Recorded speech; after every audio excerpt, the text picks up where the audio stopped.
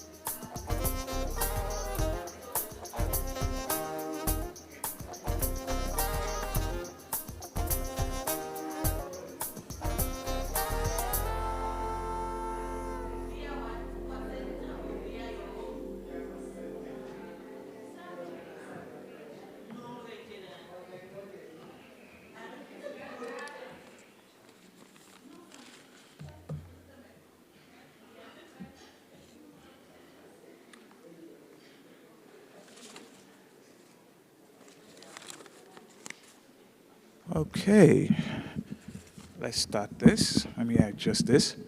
Good morning, everybody.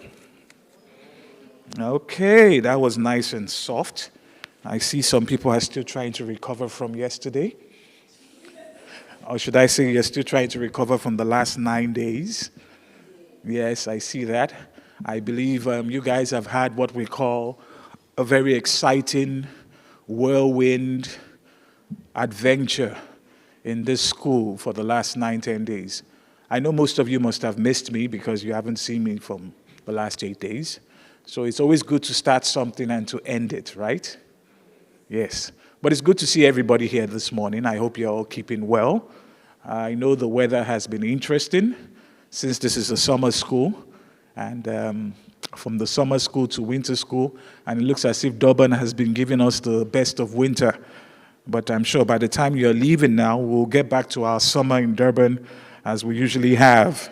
I always say Durban doesn't have winter. We just have cold days, cold number of days, while the rest of the nation is always very cold. I mean, if you're even 1 hour away in Maritzburg, it's like as if you're in a different country. And let's not even talk about what's happening in Western Cape. Are my Western Cape people here? Anybody from home? It's good to see you. I'm sure you're not too excited to go back home. It's a good thing you could swim. But remember, you have to swim in very cold waters now, okay? So, but just to be on a serious note, I hope everybody's okay at home back in Western Cape. It's dry. But since you're here, that means things are good at home. You're just telling them that just hold on a little longer. Just a little bit longer. I'm bringing the Durban weather back to you guys. Anyway, but as I said, it's good to see everybody here. I'm happy that you've been through this whole process of this school, and I believe you've learned a lot through so many of the things which we propose that we will teach you. And I think most importantly, people now have what I call your tribe. I hope networks have been going on well. People are not feeling so lonely in this journey of the PhD. Can I have an amen to that, or a wave? Amen. Don't forget I'm a pastor by the side, It's just, I've been keeping it down because this is an academic affair. But yeah, I'm happy that you've been getting your people. And when you do leave here finally today, you would continue in that path of this networking and union that you get, so that you don't feel so much alone in this process. All right. Just as a general question to everybody, I don't know how it is. Are there people online too? Okay. I can see there are a few people online. I hope this process for you, this school, has been worthwhile. Is that a wave, or a yeah, or a thumbs up? We have an hallelujah, amen. Amen. That person is witnessing there. I love your witnessing. You can come and testify a little later. So that's good, and I'm happy that is, because there's no point doing something for 9-10 days and it's not beneficial. And also, I also want to check that for those of us who are guests to Durban, I believe during the tours, you've had a bit of more sense of how Durban is, why we call Durban the warmest place in South Africa, and maybe we can make you relocate by force gently and come here. Okay, I'm not seeing any enthusiasm about Durban. That's good. Maybe next time we'll put the school and we'll put it somewhere in Bloemfontein, where it's very cold, that you have no choice but to stay together. But that being said, the most important thing, as I said, is the knowledge and the relationships that we've got here. Now, today we have a very short program, because I'm sure some of you are ready to just zoom back home, and they have flights and arrangements for today. You're going to just have two major speakers, which will be talking today. They will be giving us their presentation and their knowledge on their different areas of research and interest. I know you've been having that all throughout the 9 days. Well, most of the 9 days, because I know you guys went partying yesterday and there were some tours also being done. So just labor with us for just two more people to present, and they will be presenting to you today. Then after that, we'll be presenting certificates, because we need to prove that you actually came here, right? Some of you have gotten leave from your offices. They will now be wondering, so what did you exactly do over this time? And I did see some of your presentations. Maybe you guys can record that and send that through to your bosses or line managers to say, this is the thing that I was able to achieve while in Durban. But we'll be distributing certificates and to let you know, that at least you can't just go empty-handed. We have fed you intellectually, emotionally, creatively, leisurely, so it's also to give you some kind of proof of what you were doing here physically. Okay. With that being said, I want to introduce the first speaker for this morning, which is Professor Bracken. Now, Professor Bracken is a well-renowned researcher and academic of note. She was once an academic here, and she was a chair here. She ran a very good aspect of when it came to development studies. She was also a SACHI chair. And the good thing about Professor Bracken is that as unassuming she might look, and simply she looks physically, there's a lot of knowledge going up there in her wonderful head and brain, and she has a lot to offer. As you can see, some of the major things she's going to share with you, which I'll allow her to talk about later, is to understand that sometimes things don't have to be what we call so technocratic. There's what we call the experience, the journey, and almost the sense and to sensitize things of how you look at knowledge and knowledge distribution in any area of interest. And I've always appreciated Professor Sarah Bracken for that. It was a pity that we couldn't hold her down here, but even though she has left us, she's always coming back. Because, as they say, when you do Durban, you always have to come back to Durban. I see some of you that stay outside Durban, you're always going to come back to Durban, because Durban is always the place to be. But we're glad and we're honored to have Professor Bracken here with us this morning. And I believe that by the time you've finished and heard what she has to say and teach to us today, there will be something you can take out of her and know with her. And she's very good in the person that, even though she might be far in the UK physically, but she's always here with us. spiritually, and also intellectually here with us at UKZN. So please, can I just give you guys give her a warm welcoming as I welcome Professor Bracken to the stage to talk to us. Thank you, Prof. The floor is yours. Thank you, Lawrence. Thank you, Lawrence. That was lovely. So before we start, can I have a quick show of hands from you? Who wants to work in the private sector? Put your hand up. You got one. Make lots of money. Lawrence is a two-hander there. That's good. 1, 2, 3, 4, 5. Okay. Who wants to work in the public sector, including universities? Okay, so that's most of you. That's bucking a trend. That's really nice. And who wants to work in the third sector? NGOs, charities, churches. Oh, there's some more people there. 3 choices. Okay, so in a short time in this talk, we're going to split into 3 groups along those lines. So remember your preference. I'm hoping those groups are going to be roughly equal in number. So have another think about it as we go forward. So this morning I'm going to talk about climate change, energy transitions, and digital innovation, which, as Lawrence just said, makes me sound like I know lots about technical stuff, which I actually don't. What I'm also going to be talking about through these mediums is the future for you, the future for your children, and ideally a future of well-being and averted catastrophe in terms of climate change. It is a future where hopefully we won't need coal anymore. This is a picture from an aerial picture of the high veld. And ideally we won't have so much pollution or species loss or other forms of environmental destruction, and our children won't go hungry. So that's the context in which I've done this lecture. Another show of hands. How many of you seen this before? A very colourful barcode.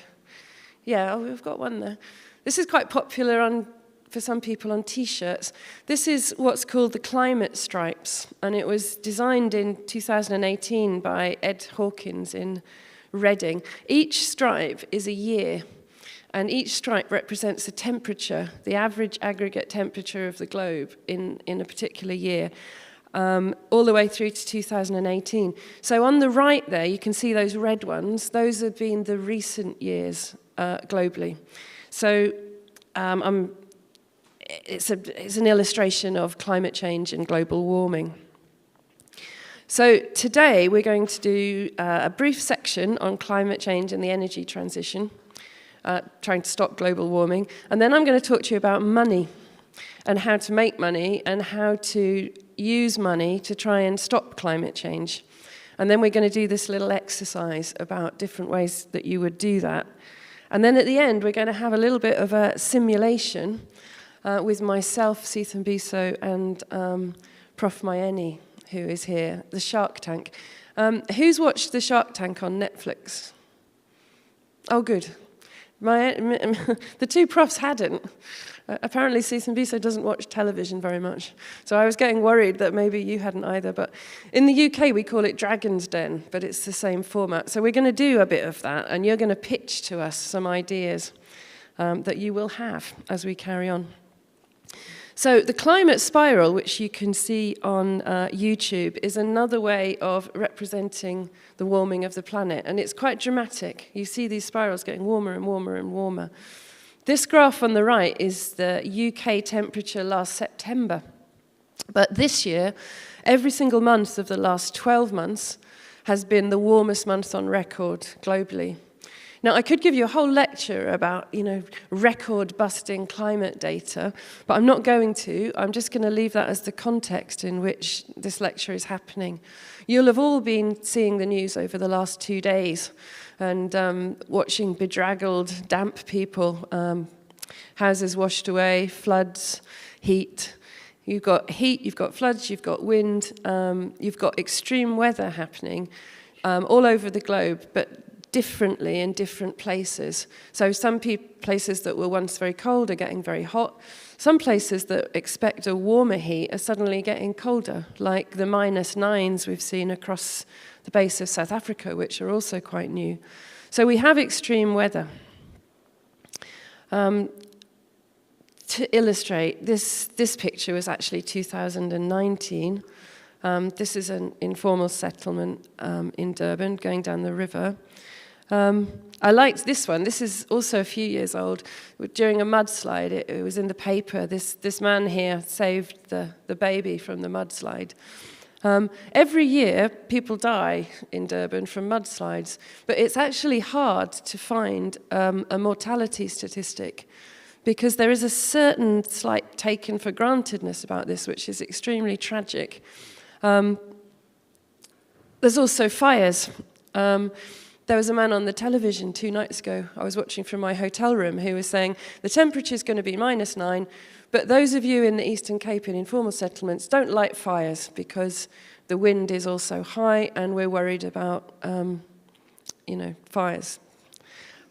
From an English perspective, that just blew my mind because we have central heating, and -9 is even extreme for the UK. So I was wondering, like, if you're not allowed to light fires, what are people doing? And then he said there's a hypothermia risk. So these things are distressing. Now, obviously, if you live in somewhere which suffers from extreme poverty, you are suffering climate change more. Because climate change isn't an abstract technical issue that it appears sometimes when you listen to climate scientists. It's a social issue because it's often the last thing to happen to the poorest people that can crush them. It doesn't affect everybody equally. If you have a nice house made of brick, you just listen to the wind and feel privileged. If you live in a house that's made of corrugated iron, it's a death threat to you. So we're not looking at something which is affecting people equally. Do any of you know Dave, the most famous London rapper? You've listened to Dave, he's awesome. Even I like Dave, although my kids introduced him to me. He did a song after COVID saying, we're all in this alone together. It's an album of his. He did that because often we're told we're all in this together by privileged people. And actually it's not true because as in COVID, we're all in this alone together, because poor people have to manage their other vulnerabilities. So the challenge is to make a better future for all. So there's 2 things going on here. We need to manage, avert, adapt to, and provide compensation or loss and damage to those affected by climate change, who lose everything. And then, as a technical thing, we need to move society and the economy to a low-carbon future to try and stop the problem, like parallel tracks. So there's the technical issue of stopping fossil fuels, stop coal mining, stop oil refining, get rid of the carbon in the atmosphere, while at the same time helping everybody who's already suffering. But, the Marxian sense, we make history, but in conditions directly inherited from the past. That means for the extreme poor that we're trying to make positive change in a situation of, where people have suffered slavery, colonialism, exploitation, capitalism. In Achilles Mbembe's sense, when he talks about necropolitics, where the whole life world of some people is a constant challenge between life and death. That's what necropolitics means. People for whom living means continually standing up to death. The woman whose child was saved from the mudslide said in the newspaper interview, because it made me cry at the time, she said, I was trying to sleep knowing that we might die. How many women, like last night, were doing that in South Africa, on their own with babies? It doesn't really bear thinking about from an emotional sense. But that is the everyday reality of millions of people globally. So we look to environmental science and social science. They've come up with this concept of the just transition. It was central to the COP26 process, the UN climate change conferences that happen every year, to address the equity and justice challenges of moving society towards ecological sustainability. So in South Africa, for example, the Europeans get off the aeroplane in Joburg. They say, please, South Africa, can you close down all your coal mines? And then the ANC and NUMSA and whoever say, we have 1.5 million people working in coal mines. how are we going to help them find a new livelihood. The Just Transition is designed to give people new jobs, new training, new livelihoods, and while doing the environmental job of bringing down the carbon emissions. This Just Transition concept applies in richer countries too. So the top right picture there is near where I live, where houses are literally falling off the cliffs because the sea level rise is corroding the land. The Just Transition has a particular other meaning in Southern Africa, though, which is not so well understood in Europe. And that's that the new technologies for the energy transition, like electric car batteries, have a voracious demand for new minerals.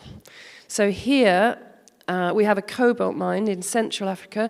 This is why there's wars in the Congo nearly constantly at the moment, because of the gang fighting between the government and the armed militias for control over these minerals. You also have a lithium mine. If there's any Zimbabweans in the room, you'll know there's a new lithium mine in Bikiti in Zimbabwe, the biggest in the world.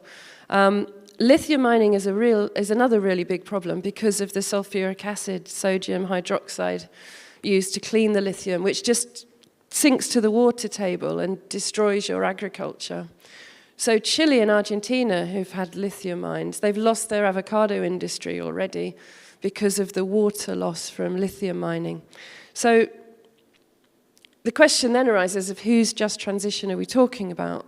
Because there are what's called green sacrifice zones happening all over Africa, where forest conservation, land-based livelihoods are being destroyed by the land grabbing apparently needed for carbon sequestration. So, you have your forest that's taking carbon out of the atmosphere, so the temperatures come down, but the locals are just getting kicked out, kicked off, kicked away to make way for that. And then there's mining, green extractivism, local communities, lots in KZN. If you look at the mining sites and the proposed mining sites on the Wild Coast for ilmenite, which is a mineral that goes into white paint that cools houses down, lots of new mining sites proposed.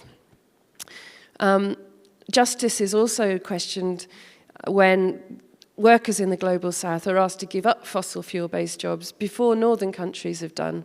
So I'm ashamed to stand here and say that the Just Transition presidency here, the Europeans have been saying, close your mines, close your mines.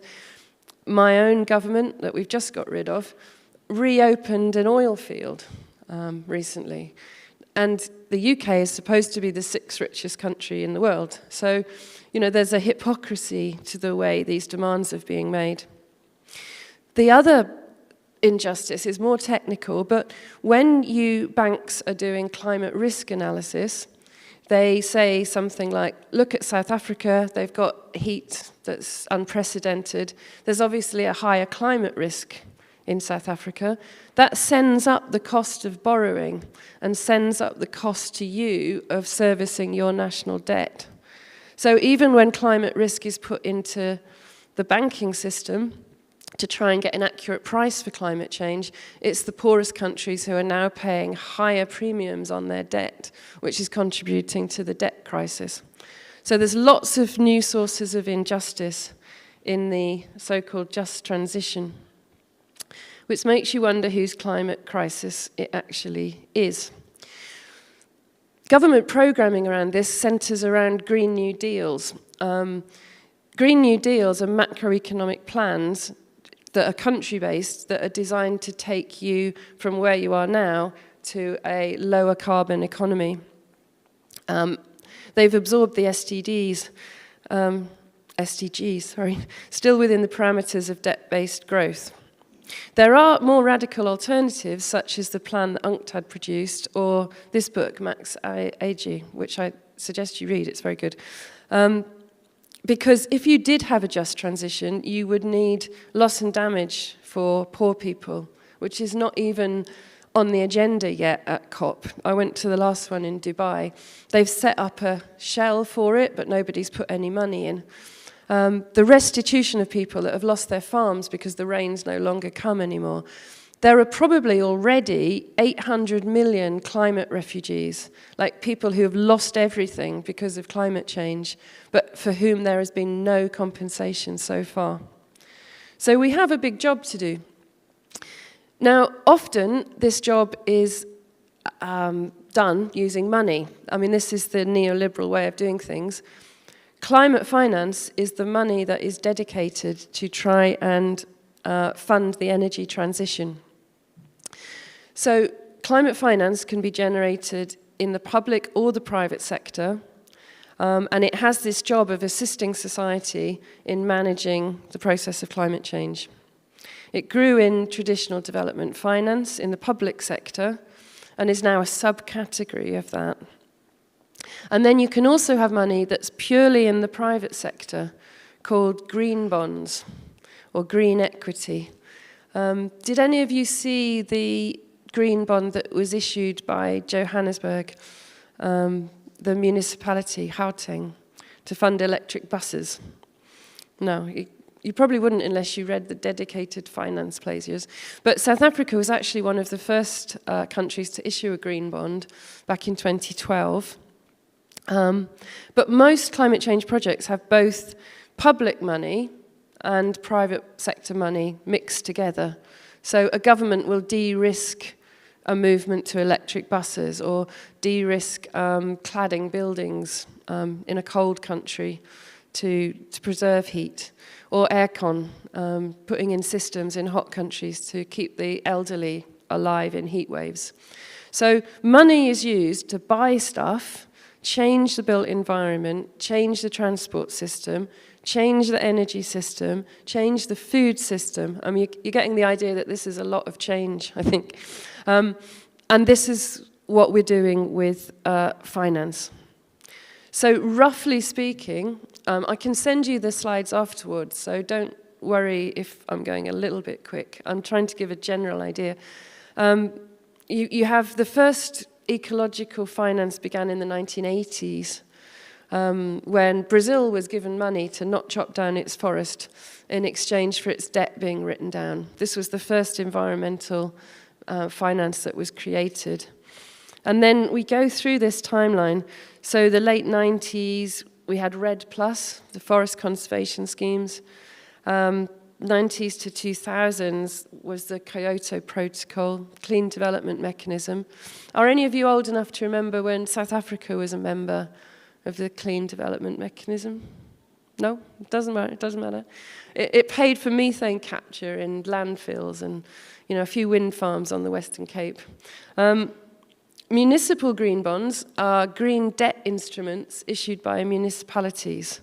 They began in 2011. So, for example, eThekwini, probably using its pension funds as collateral, could ask people to give it money, issue a debt instrument, so it promises to pay it back with interest in, say, 5 years' time, and then use that money for, say, public electric car charging points or electric buses, or maybe a wind farm in the Umgeni Valley. Some more solar panels, things to take the carbon footprint of the city down, and that would be a municipal green bond.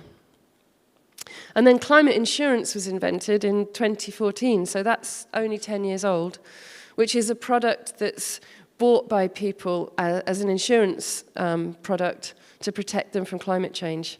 So herders in Kenya, for example, have a donor-sponsored scheme where they pay a small amount of naira, comes through an app, and then they take pictures when there's a drought or their goats get skeletal. They send the pictures to the African Risk Facility, and they might get an insurance payout when there's a drought. That's a retail climate insurance fund. So, just some pictures, because I thought that was a lot of technical detail. This money that is supposed to make our new future is all argued about at COPs, you know, the Conference of the Parties to the UN Climate Convention. The last one that was in South Africa was in Durban in 2011, and I was here then. You know the colourful flags on the piers? They date from that conference, because the municipality put orange and green and blue flags everywhere that had Durban, and they're still there, I noticed. The last COP was in Dubai, which is counterintuitive, actually, because, you know, it's one of the biggest oil producers in the world, but put that aside for a second. Let's act now. These are pictures from this conference. Decisions today are tomorrow's legacy. See, written across that building there. It was all very uplifting. In fact, these slogans were everywhere you went. It's like living in a sort of a hyper-reality. Action builds hope. You know, all the way around the campus of the conference was stuff. And they even had a bus. Join the world of actionism. Actionists on board. I particularly like this if you study discourse theory, because you know, the Middle East is not going to say that they liked activists, which is the actual English for people who, you know, fight for something.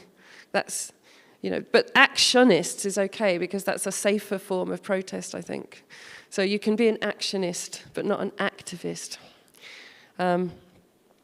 This was the Chinese tent at this event, the Chinese pavilion. Loads of money coming in for, you know, changing the energy grid. Everyone wanted to go to the Chinese tent because of the Belt and Road Initiative, the amount of money that's being invested in infrastructure through BRICS. I thought there was a historical irony about my own country here, because this was their pavilion, which rather looks like an outside toilet, I thought, don't you think?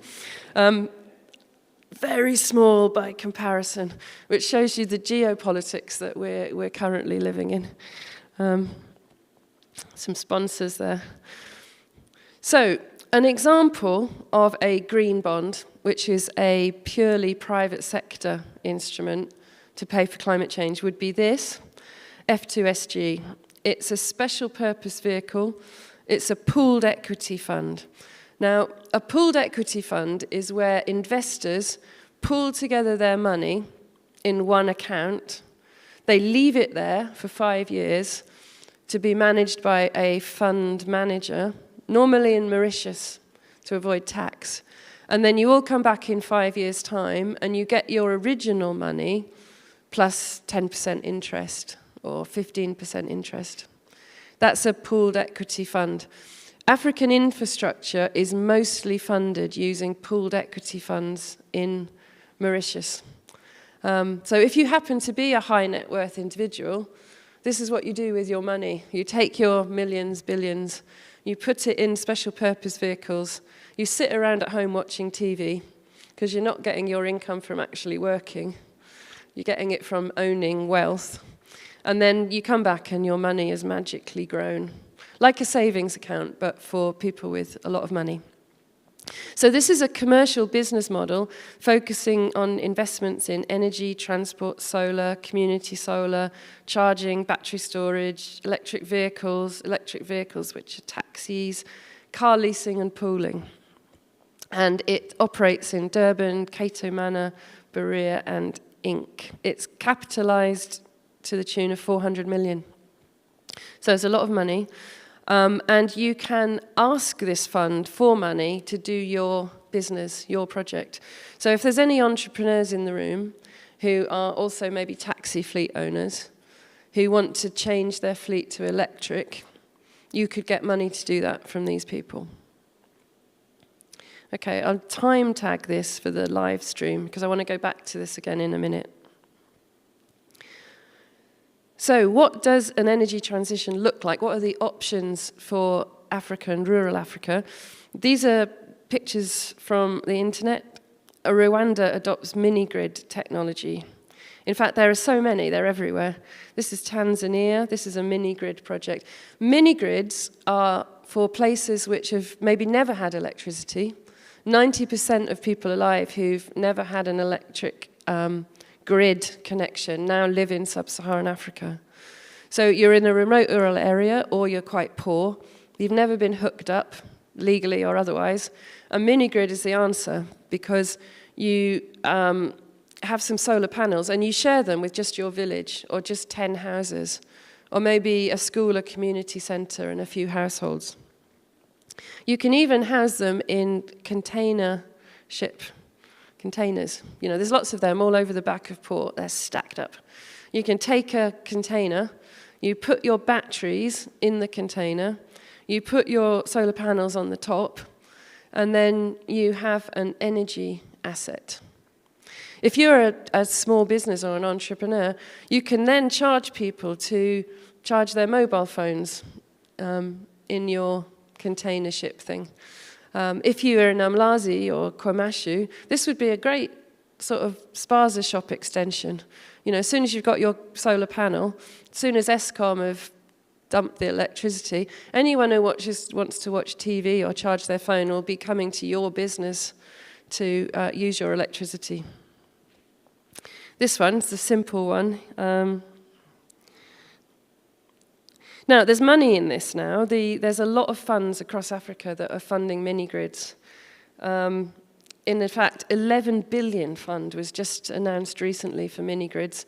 You can design these in a totally bespoke way, like what the capacity is, what the panels look like. And I think in a South African sense, you can also put the panels high up on masts to prevent theft. You know, so because you have to defend this thing once you own an asset. And if you don't want to pay for security guards, maybe the best thing is to protect it from potential theft. Stick it up there, put some barbed wire maybe around the pole, you know, or whatever. Sorry, I wasn't meaning to be funny. And then your batteries, which are the valuable part of this, you can maybe bury in the ground so they can't be stolen with a concrete slab. Either way, you protect the asset and then you give it to a poor community, and you have a way of spreading electricity around. I think that the technology available internationally hasn't been adapted enough for a Southern African context. I think there's a job for engineers to do here with that. So, for example, a lot of these solar panels are made with very expensive components. You can actually make batteries by recycling old car batteries. You can make them with lead a lot cheaper. So MIT scientists said this 9 years ago, but it's not been done commercially. And you can make solar panels as window films, if you want, which was an invention from South Africa, or in a different form as they're currently being commercially done. I recently asked so here's the United Nations Development Programme. They're funding these in 21 African countries, early stage mini-grid markets, because of falling hardware costs. These are getting cheaper and cheaper and cheaper all the time because the cost of PVC panels is dropping. In South Africa so far, there are already 62 operational mini-grids. This is the beauty of the AI tool that I learnt about 2 days ago. And 28 more under construction. And you can take the cost of producing electricity down to $0.2 per kilowatt hour, which I think is below the grid rate that you're paying. So I asked some engineers at King's that I work with how you would do this. And they did some rough costings with OPEX. They had to use AI tools that were made in other places. So they were taking the cost of kilowatt hours from a study in Mongolia. This is another of our scientists, Wei He. He said that there's no AI tool for solar generation resource in South Africa, doesn't have wind resources, so he used Florida as a reference tool. I'm only showing you these emails because this job could be done here, you know, with you as social scientists saying which communities could benefit from this resource. You know, using some public de-risking, get some money from the private sector, and imagine the difference it would make to a township to have cheap, community-owned electricity. Because they're in London, maybe, they did this super grid. They did the best grid that you could possibly do with my spec, which came out at 4.6 million rand. But I think this grid is big enough for a Mansimtoti. I think they didn't quite do the spec right. So this is what an energy transition looks like. That was a private sector instrument called a green bond. Now, green bonds are sustainability bonds which are designed to fund energy transport and infrastructure transitions.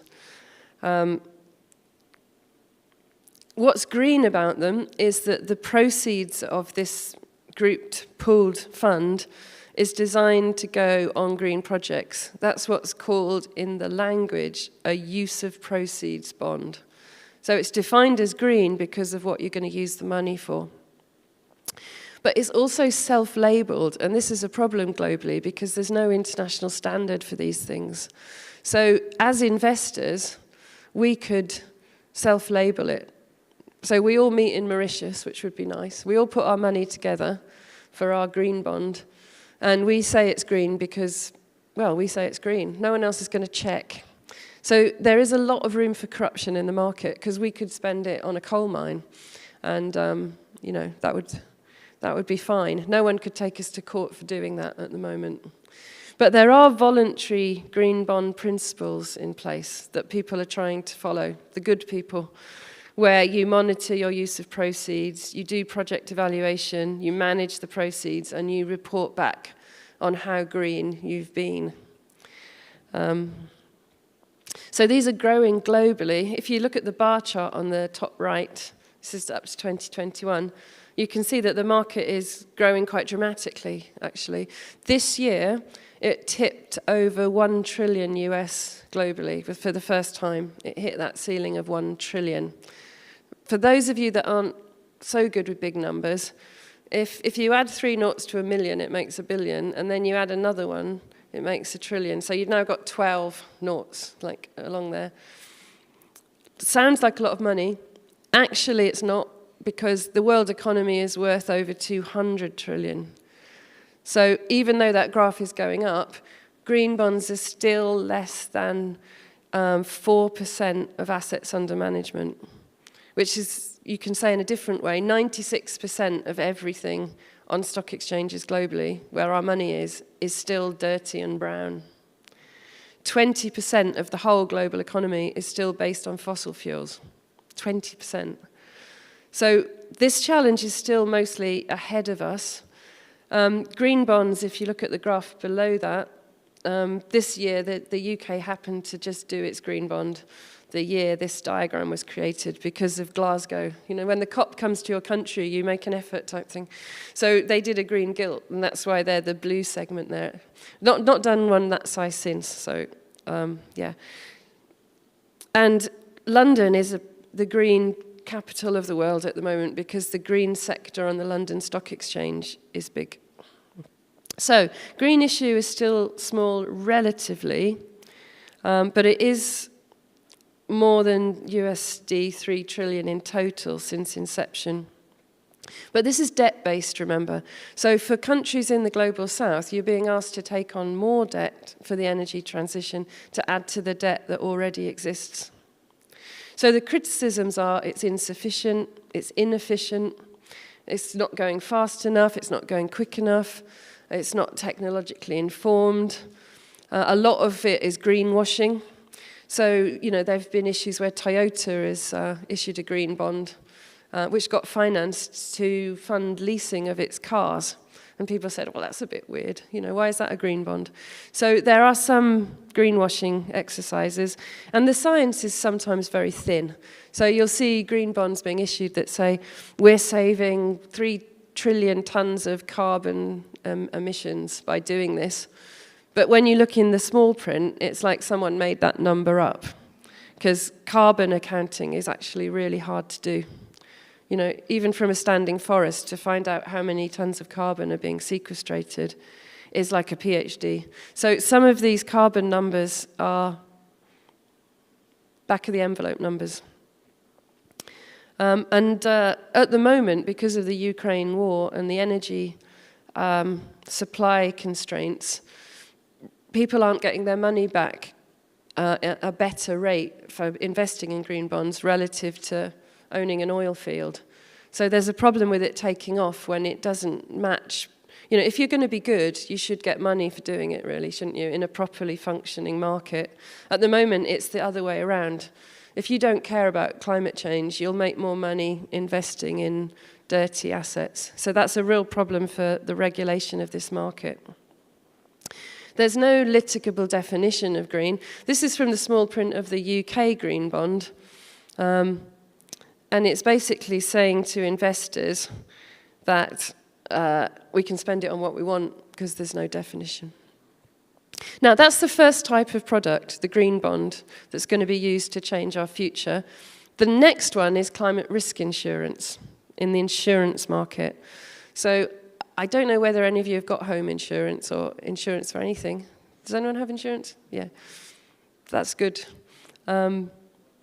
Most people who are suffering from climate change don't actually have insurance because they're the poorest people. So climate risk insurance is what's called, is an AI type of insurance. It doesn't trigger because something happens to someone who owns an insurance policy. So, you know, I had burst pipes 2 years ago. I had home insurance. I phoned them up. I say, my ceiling's just fallen in.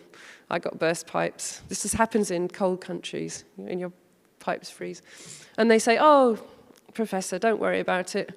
We'll send an assessor, and they give you money to mend your ceiling. That's how retail home insurance works. I know Oliver had a new wall recently. He was telling me last night. Poor people don't tend to have insurance in the same way. So climate risk insurance has a trigger model where a government takes it out on their behalf or a donor takes it out on their behalf. And then when there's a drought, the algorithm triggers. It says, right, there's not been enough rain in the Masai Mara at this point, so it triggers your payment and the herdsman gets some money. Or you send enough pictures in of starving goats, and then the facility says, okay, we've accepted that your herd has just died, we'll send you some money. So, you know, that's how a trigger insurance mechanism works. Now, this is now a new total system of risk based in AI and digital technologies. At any point in the planet now, you can put the GPS coordinates in of your house or your chicken thing, and it will tell you what your climate risk is. Today, 10 years' time, 20 years' time, 50 years' time. And these are proprietary platforms. So stock exchanges own proprietary weather data. Moody's and Poor's, the risk analysts that run global markets, own this data. And it's being fed into stock exchanges to reprice assets. So if you're a big textile maker and you have factories in Bangladesh, their value will have gone down a bit because they might get flooded. After the Pakistan floods last year, which covered a land area bigger than the UK, absolutely huge flood in Pakistan. It will take Pakistan 80 years to pay back the debt they had to take out just to mend the roads and the buildings from that flood.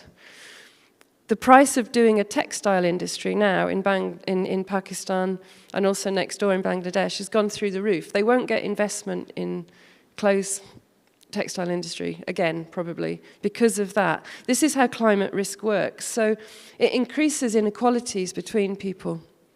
It prices commodities, it prices agricultural futures, and increasingly general asset management use it to price tail risks like State Street, one of the biggest asset managers, BlackRock.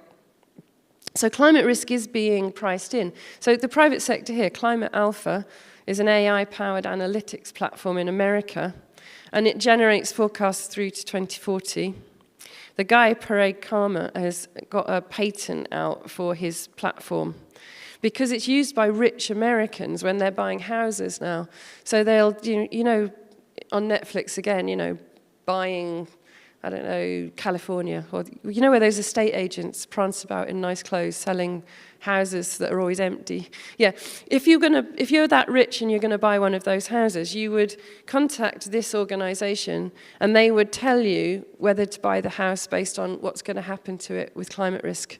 So they'd say, no, there's a big wildfire risk there in California, go somewhere else. Or no, this is in a floodplain, go somewhere else. Or you'll be unbearably hot in 20 years' time. So you can do that. Meanwhile, for poor people, the thing about being in an informal settlement, you're only there because you have nowhere else to go, generally. So these platforms are not being used to tell those people don't live there because poverty, by definition, is a lack of choice. So there's a huge inequality in the way this technology is being applied. EcoActuary is a public system that my own geography department, where I'm working now, has, where you can use similar data, not such high quality, but if you made an app to inform people what their climate risk was, you could use our data and do something similar for every square kilometre globally. So your house, your street. Now, Insure Resilience is a donor program to help people manage climate risk, and it's paid for by European governments and African governments to help farmers. I don't think South Africa is a member at the moment, but a number of African countries are. I'm not going to say a number because I know this is being recorded, and I think it's about 26, but I'm not going to vouch for that. So the Africa Risk Capacity manages extreme weather by providing insurance. It's similar to the Caribbean Catastrophe Risk Insurance Facility for hurricane, which preceded it. It was based on that model. If you notice, there was hurricanes in the Caribbean, across Mexico, Jamaica, Florida, came a month early this year. So the hurricane season in the Americas is now a month earlier because of El Nino. So this was created as an immediate response to hurricanes, and the African one is designed around it. It pays out immediately after the disaster, so the government can help clean up, help people whose houses have been destroyed.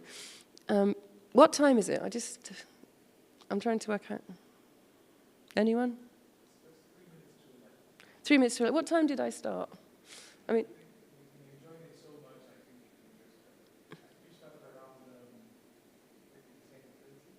okay, same thing. I could talk forever, you see. I have this problem. I always overrun, so I'm trying to... Okay. So when they tried this in Africa, the first major scandal was in Malawi, because this is a picture of what happened that year. All the maize failed. There were... Malawi's quite a small country, relatively, but there were people who had absolutely no food. So there's definitions of when a famine starts. And the communities were saying, we're in a famine. I haven't eaten for a week. Where's our insurance? We paid for this thing. I want my money. People were dying of diarrhea, and, because as a famine starts, you just get excess deaths going above the normal curve, and then that goes up like this. So there's no particular point where you can say, okay, the famine started Tuesday, but you're in that curve where the under fives are dying of really stupid things because they are so hungry. But this thing didn't trigger. And the Malawians went mad. They started to riot a bit. And they said, we're paying for it. Why isn't it triggered? But the problem with this type of insurance is the issuer decides when the trigger starts. And the Africa Risk Facility said, no, according to our AI model, you're not in a famine at all. We don't even think your crops have failed. And then there was an argument, and the farmers were sending them pictures of all their crops that had failed.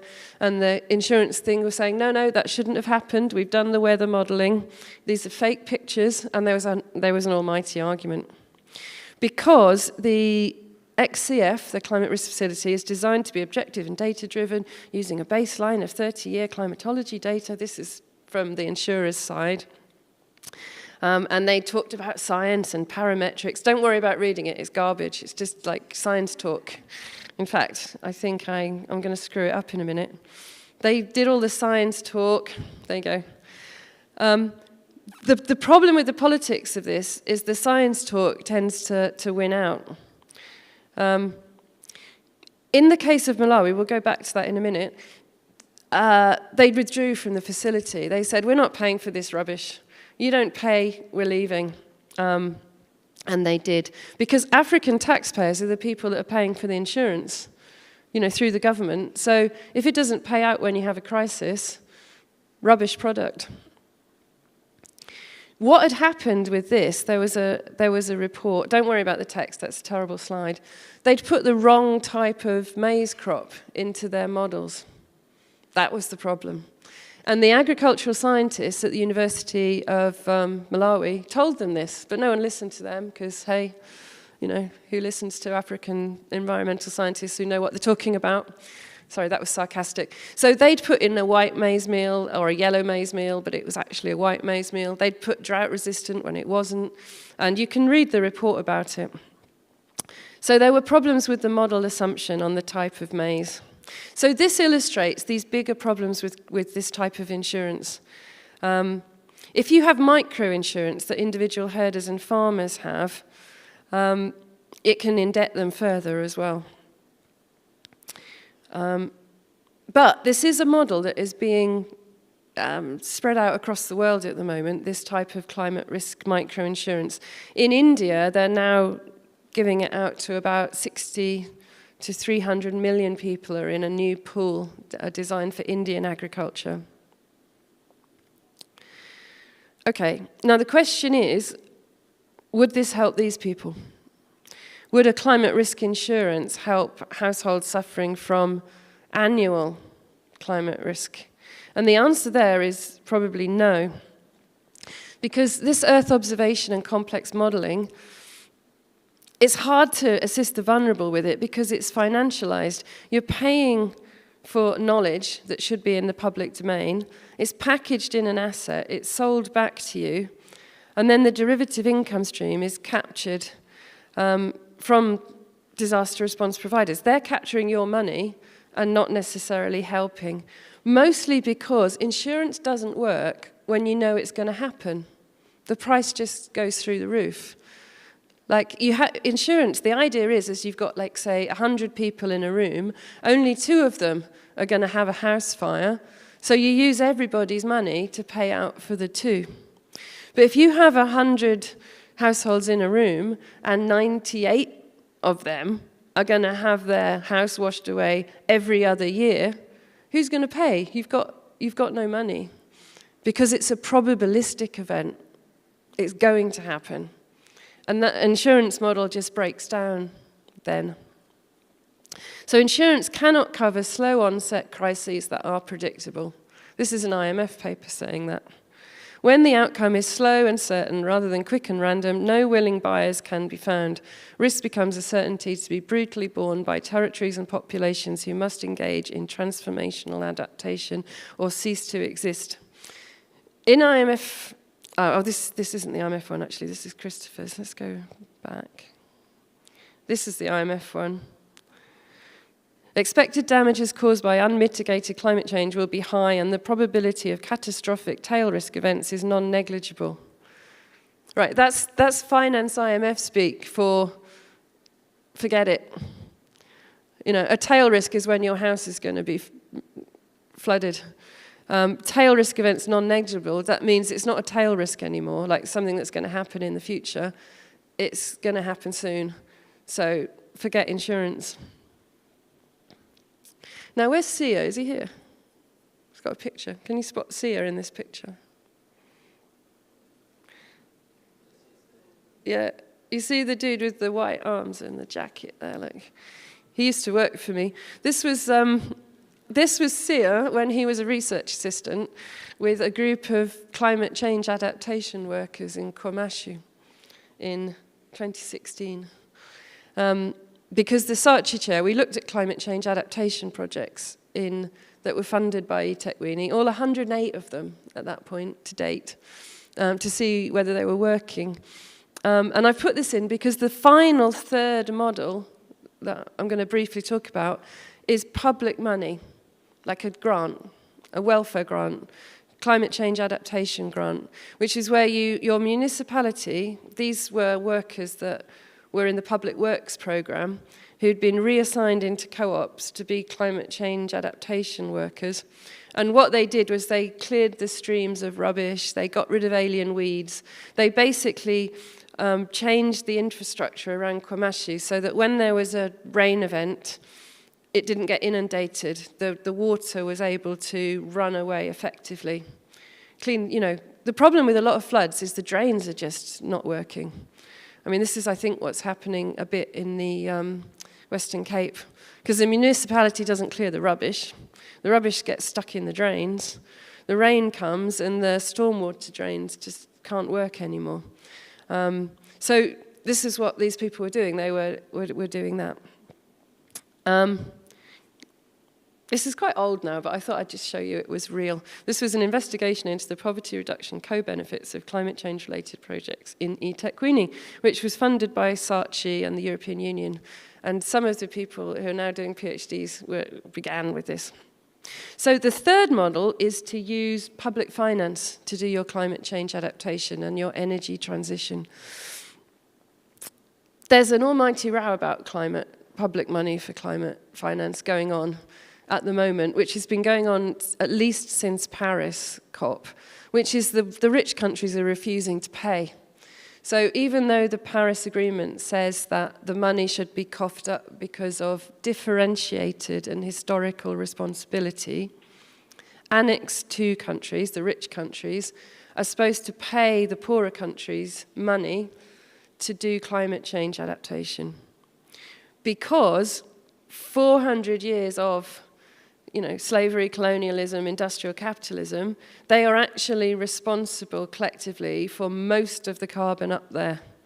I haven't got an exact figure, but really most of it. Like 6 oil companies are responsible for more than 80%. But if you look at the industrialized countries, like somewhere like Tanzania is responsible for 0.0002% of global emissions at this point. And they're still being encouraged to do a low-carbon development pathway, mind you, which is ironic. But just to say that historically, the polluters are the rich countries, so the idea was they coughed up the money. At the moment, this was this last year, this is what's called a huddle. When the ambassadors don't want to have their argument too publicly, because I was an observer sitting behind the lady from Ukraine here, they don't do it on the microphones anymore. They move to a part of the room and they go into a huddle, and then no one can hear what they're saying. And this was happening every day until they closed it completely. I mean, there was no point being an observer in Dubai, to be honest, because huddles, close the room, huddles, close the room, because the industrial countries are saying, no, everybody's got to pay now.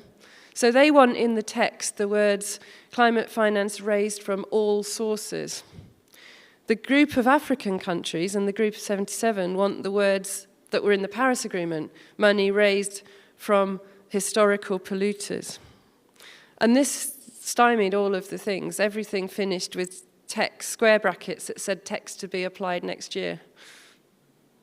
So what a waste of time that was. Sorry, this is being live streamed. I need to be a little bit careful. Apologies. I could say that in a more nuanced academic way.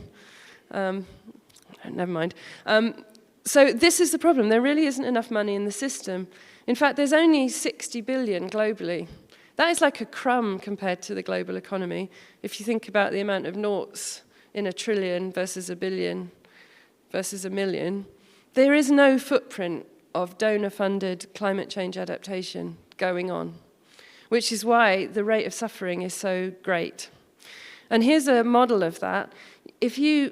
I'm sorry, it looks really complicated, but if you look at the top of the middle column, adaptation funding, 46 billion. That's all.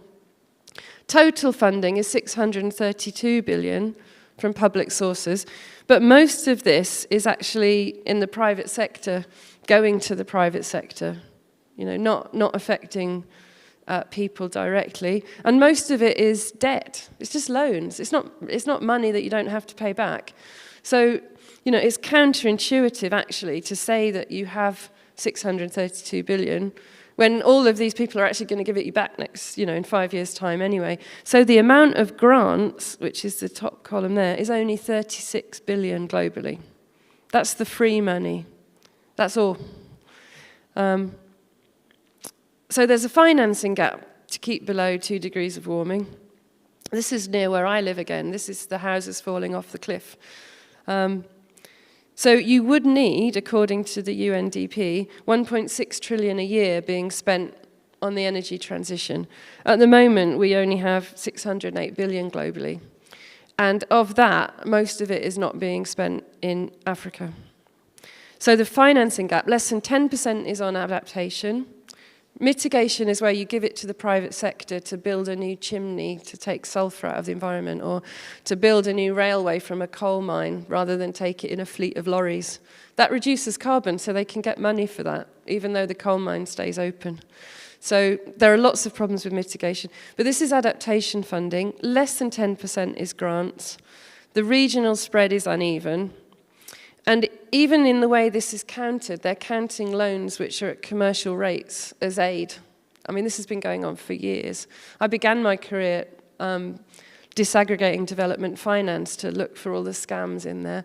But if you lend someone money and it's going to cost them more than if they walked into ABSA and got the same amount of money, it's hard to then call it development assistance. But there is some of that going on here. And also, you can still count anything you want as green, remember, because we have no legal standard.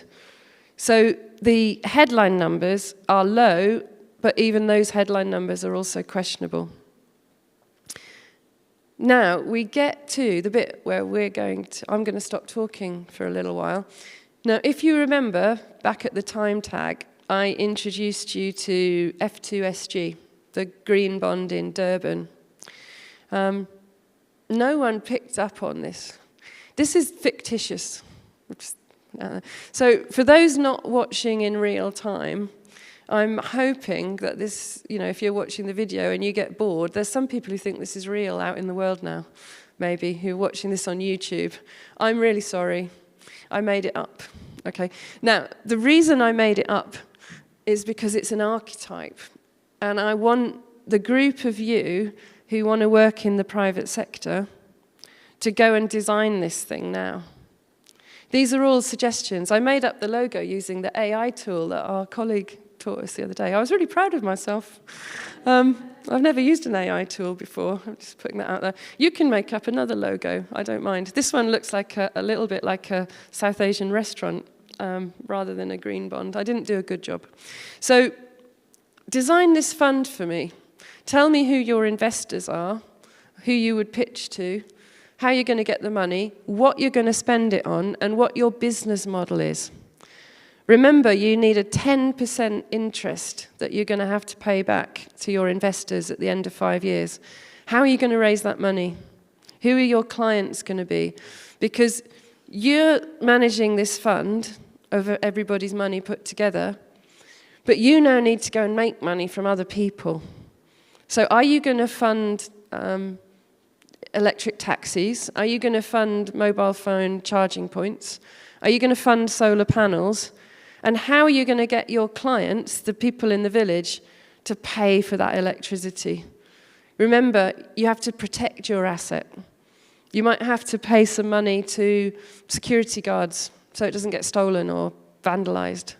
What is your business model? What would you spend 400 million rands on over a 5-year period to get your money back with interest if you were the fund manager of a green bond? Right, that's group A, but there are 2 more.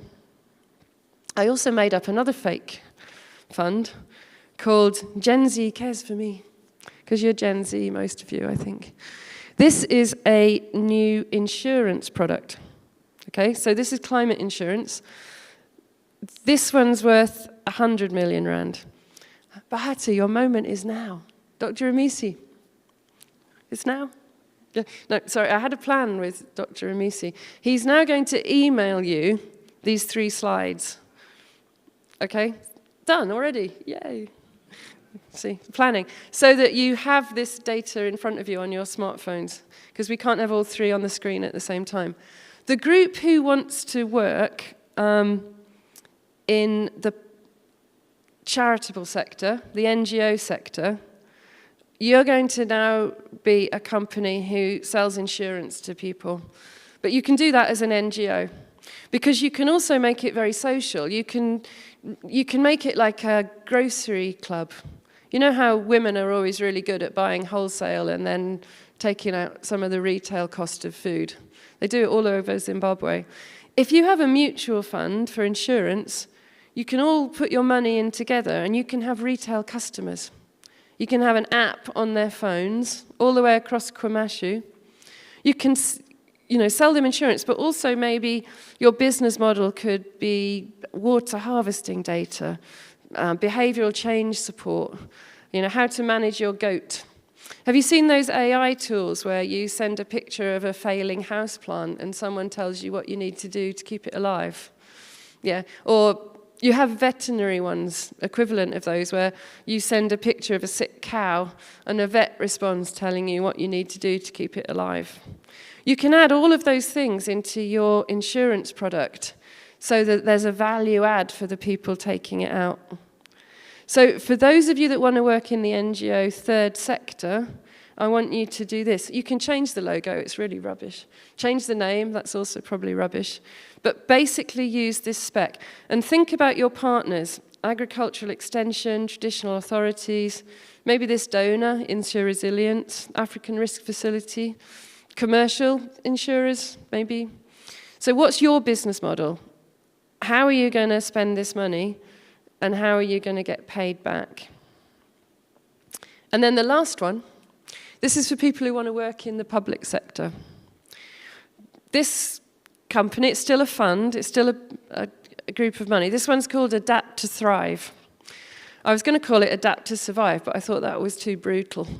Although that might be the reality for some people. But this one, Adapt to Thrive, you're working in the public sector, either in a university or you're a donor, and you're going to help people manage climate change.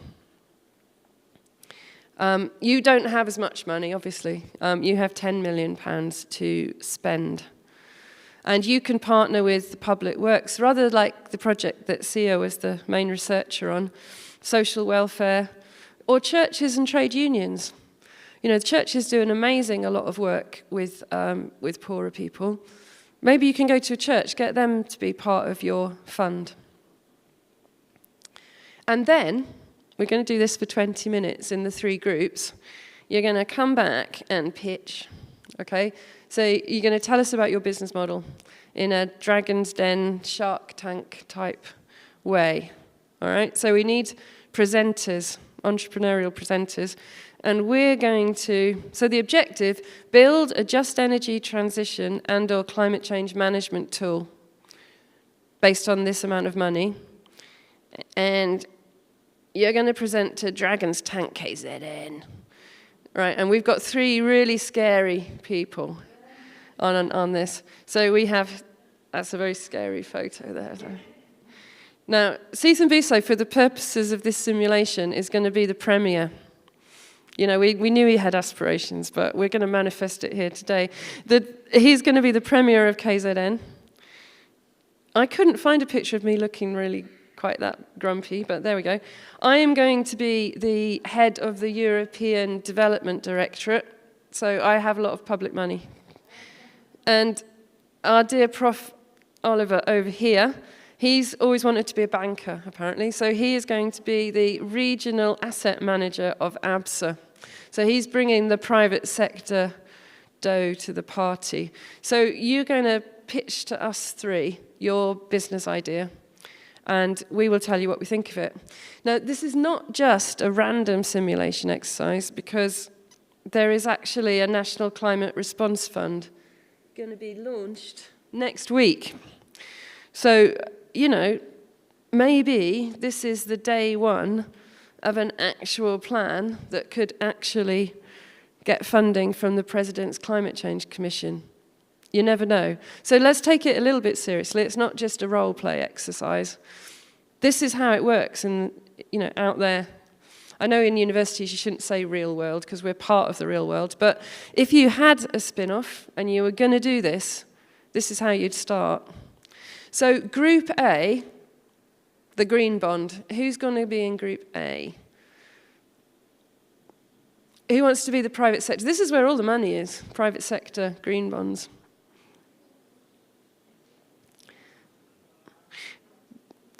I don't want to pick on people. We need about 6. 1, 2, 3.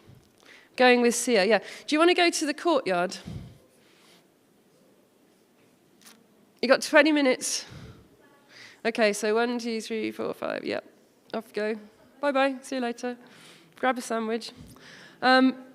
So, Group B, the NGO sector who are going to do the climate risk facility? Who's going to start an NGO? You know, people who run NGOs can make a lot of money, right? Yes, you. Right, wonderful. We have ladies here. Right, do you want to go somewhere else? I don't know exactly where that is open. Maybe the balcony or even the stage. Maybe, yeah. Yeah, so off you go. And then who's left is in Group C.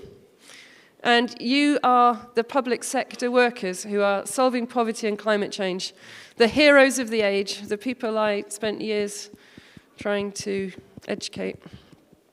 And you're really trying to get money out of the European Commission for this and the municipality. So Group B, off you go. And then Group C, maybe, you know, move together so you can talk. And we'll see you back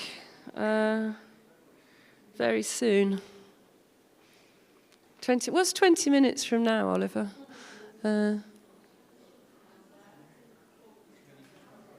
20 to 12. There you go. Mm.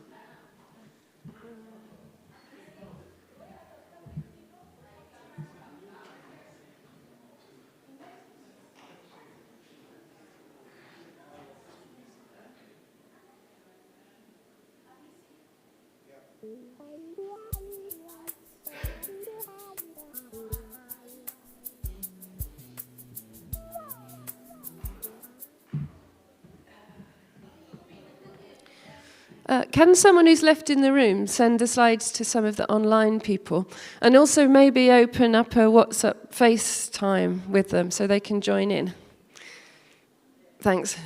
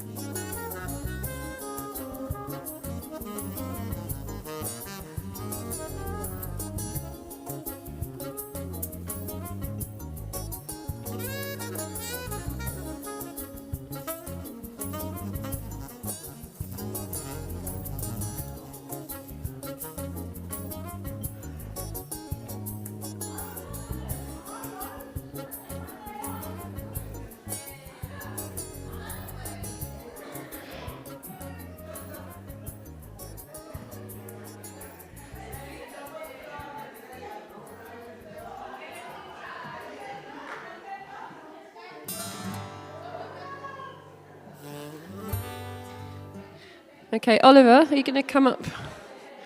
They're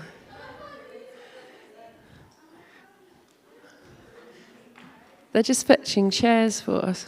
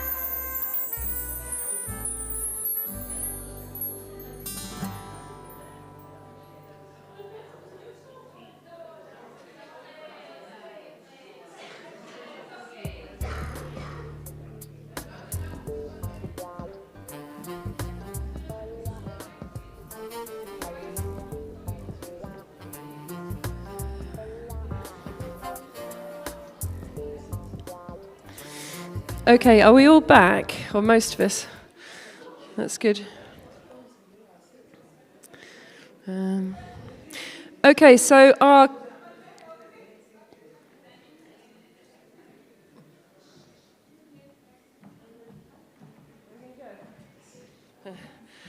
Okay, ladies and gentlemen, I'd like to welcome the KZN Premier, who's made available his valuable time to join us today. Dr. Matapuri, who is the Regional Asset Manager of Absa Bank. Yeah, he personally, at his fingertips, has 1 trillion rands in investments in his underlying portfolios. And my name is Dr. Bracking, and I work for the European Union Development Directorate. So, if we can possibly have Group C. Group C. Please come to the stage. You are now entering the Dragon's Den.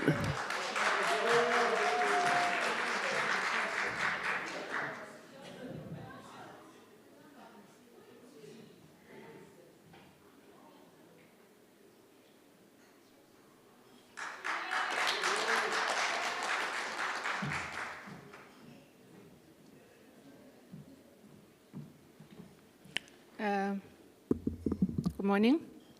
So our company is going to be called AgriSpace. Let me just read the background or is it fine if I just get into it for the sake of time? Should I get into the background or should I just get into what we're going to be doing? Okay. So the company is going to be called AgriSpace. We're going to be focusing mostly on agriculture, and it is to improve farming outputs and productivity that is reactive to changing of the climate conditions. So the first thing that we're going to do as AgriSpace is to train farmers about climate conditions and how farming impacts and how climate impacts on farming. So one of the ideas that we have is to introduce AI into farming, whereby we use monitoring softwares, whereby you get weather station data, and also for you to be able to tell what kind of farming can you do and how does the climate influence the type of farming that you have to do during a specific season.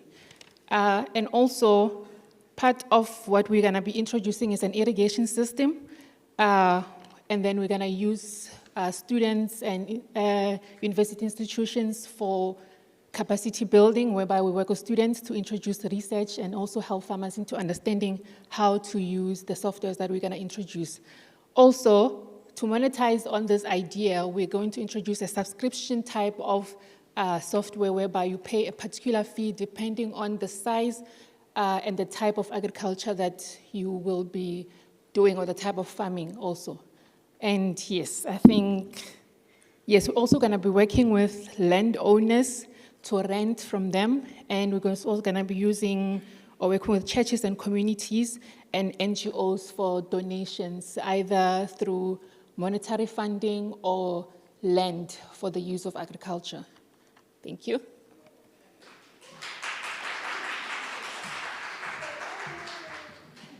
So how much money are you looking to raise from us today? So we have 10 million, right? We have 10 million, and from this 10 million, we're going to be investing it in the type of the softwares that will be speaking to the agriculture, and also we're going to use part of it for perhaps paying small stipends for PhD students so that they can actually also, for their time. Yes. Okay, thank you very much. I want to check what control measures that you will have in place to control that money that can be given to you. Yeah. Okay, now I'm going to be thinking on my feet. So I think with this type of project, we would have to obviously invest more on the awareness.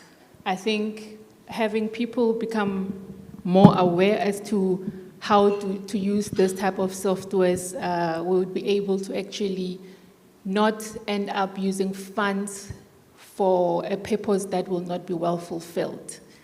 If you understand how to use a particular, then you won't be just paying for a subscription whereby there is no benefit, like there is no output in terms of whatever agricultural practice you'd be doing.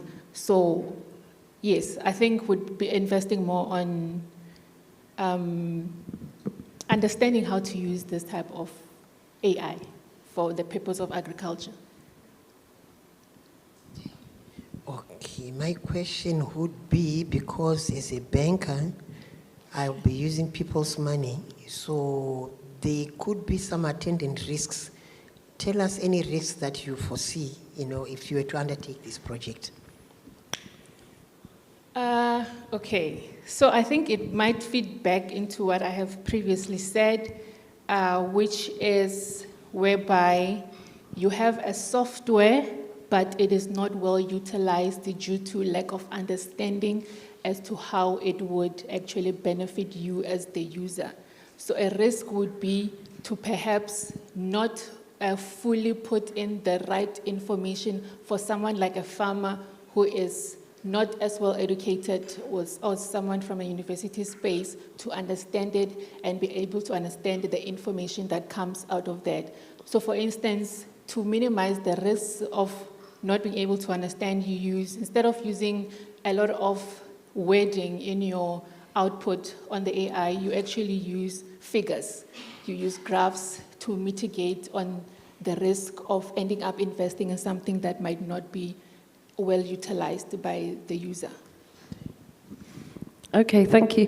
So this is at the inception stage, but I can say from the European Union, you're very impressive. This was very, very well done. And we're prepared to match your funding, but we want 60% of your equity. You want 60?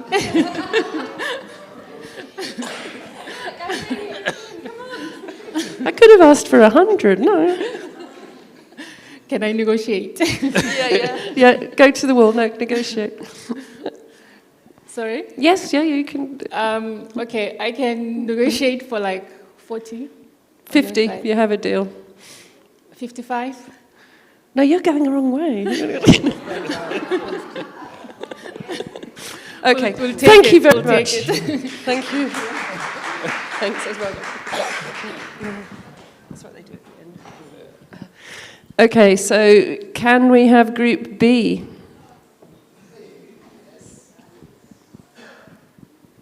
You can have more than one person come if you want. You did really well there.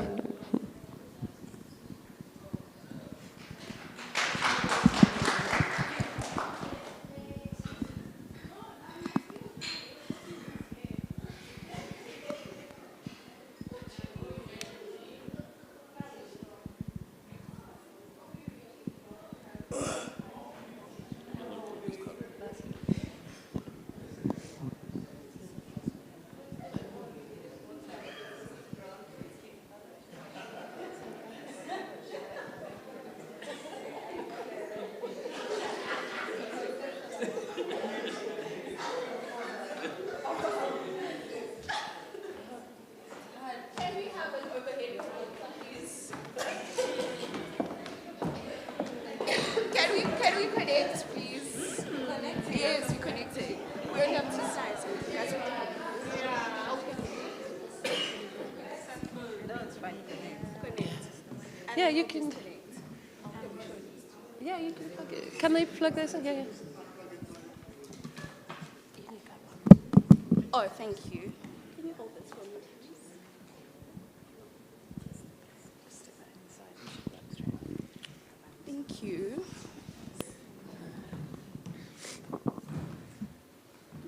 Okay, so we'll connect for just a second and disconnect.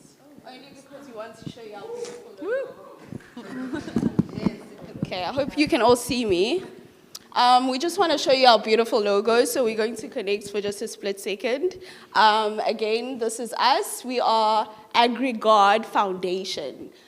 we are cultivating protection, and we are harvesting hope. Right.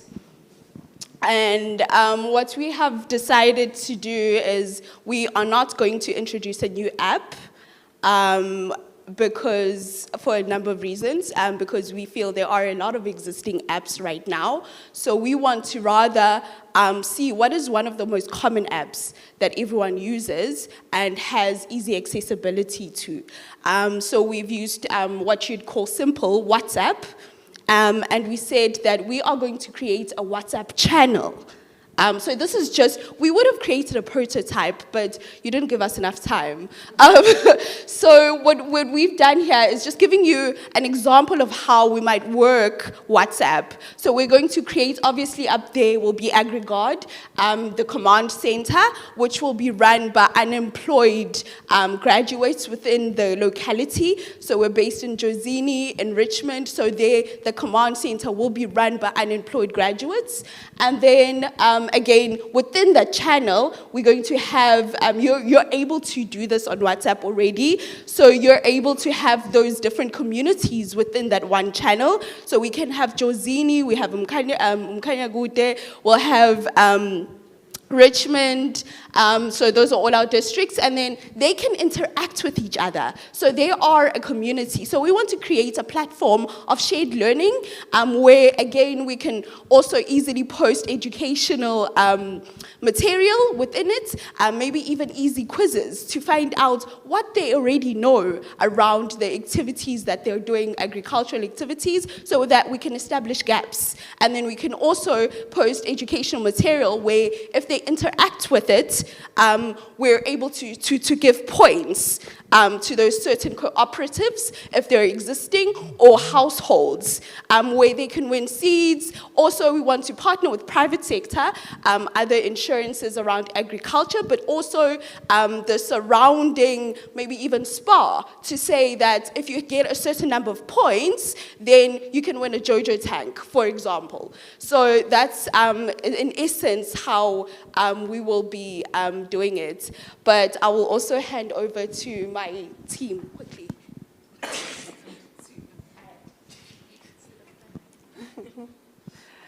Okay. Good morning, everyone. So one of our principles, how we would use the 100 million, we understand that there's power in information. And as we've also spoken about the digital divide, most of our money will go towards making sure that people have proper accessibility to the data by offering them data to use and stream.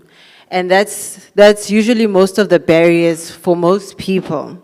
As a NGO, we have invested 15 million within this project. We have implemented it in countries like Zimbabwe and Mozambique, where we have seen it working quite successfully. We have done quite a number of pilot studies on it, and we realize the gap that most people lack the accessibility to information. So one of those would be to actually partner also with businesses like MTN, Vodacom, to ensure that people constantly have accessibility to the WhatsApp channel that can constantly help them.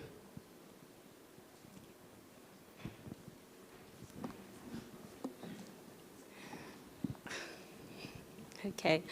In terms of getting something back, because this is an insurance, and so through the WhatsApp channels, then would have the community members from the information that they're gathering from those WhatsApp sharing, they would have their small businesses, and from then they can be also educated in terms of insurance, and each person would have a percentage that they would pay towards the insurance fund, so that because they will be educated in terms of what the insurance will safeguard, because this is an insurance.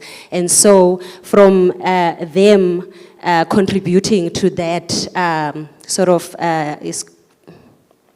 wallet, yeah, for Stokvel, yeah, it's a stokvel because everyone is putting in a percentage towards protecting what they have already, what they have. And also through those WhatsApp channels, they'll also be introduced to places such as your Woolies in terms of those that have produce, and then they'll be able to learn channels on how to get their food products into those spaces in the markets of food lovers, your Woolies, and so on and so forth. Yes. So in essence, we are not just an insurance company or an insurance NGO that you can say, but this is us bringing protection to the people. Remember, we have command centers within those localities. So we are bringing protection to the people. Thank you.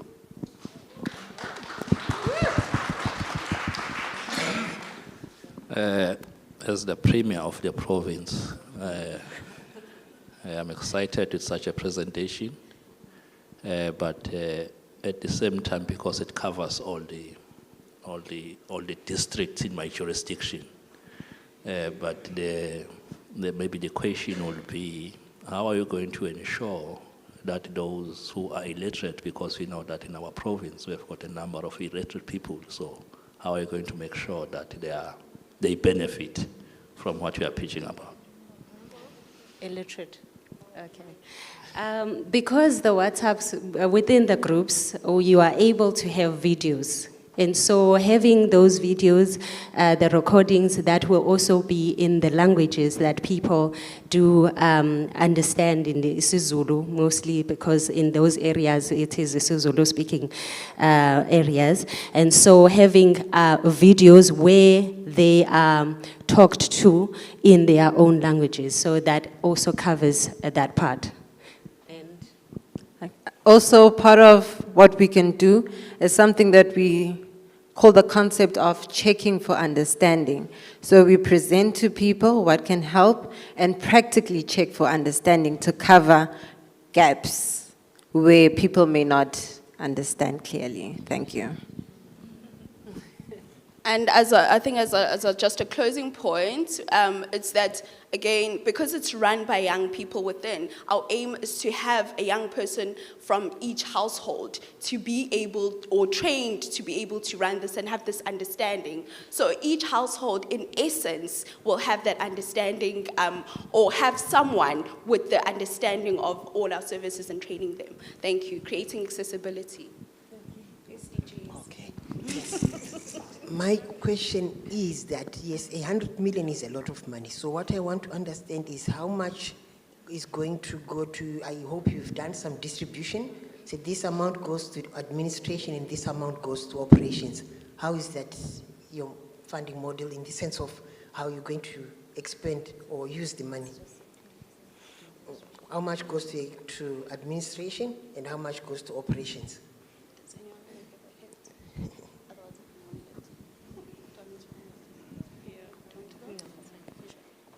Okay, so again, because a lot of our model goes towards capacity building and empowerment, we are going to have 50% of our budget towards building capacity. Again, if we are to train a young person from each household to be able to have that understanding, so to have that water management understanding, agricultural, sustainability, we are investing a lot of our money towards that. 30% towards the administration, and then we will be left with the 30% which will go towards resources. In essence, if we are to fund seeds in order to capacity build. It's not just to ensure what's existing, but we want to build on what is already there, you know. Okay, so thank you, ladies. From the European Union, this is fantastic. We will link you up with the ARC facility for underwriting and the gender and development facility, because we've noticed the gender aspects of your proposal. We're slightly concerned about the business model because it's a cash depleted part of the country, and we will need to see more sustainable income sources over time, maybe even compulsory payments from some users. But I'm sure we can put that out, peg that out for 4 years so that people can see the benefits of the model before they start really paying up for their insurance. So thank you. We'll give you 20 million today. Thank you. 30. 30 million would be nice. 30 would be nice.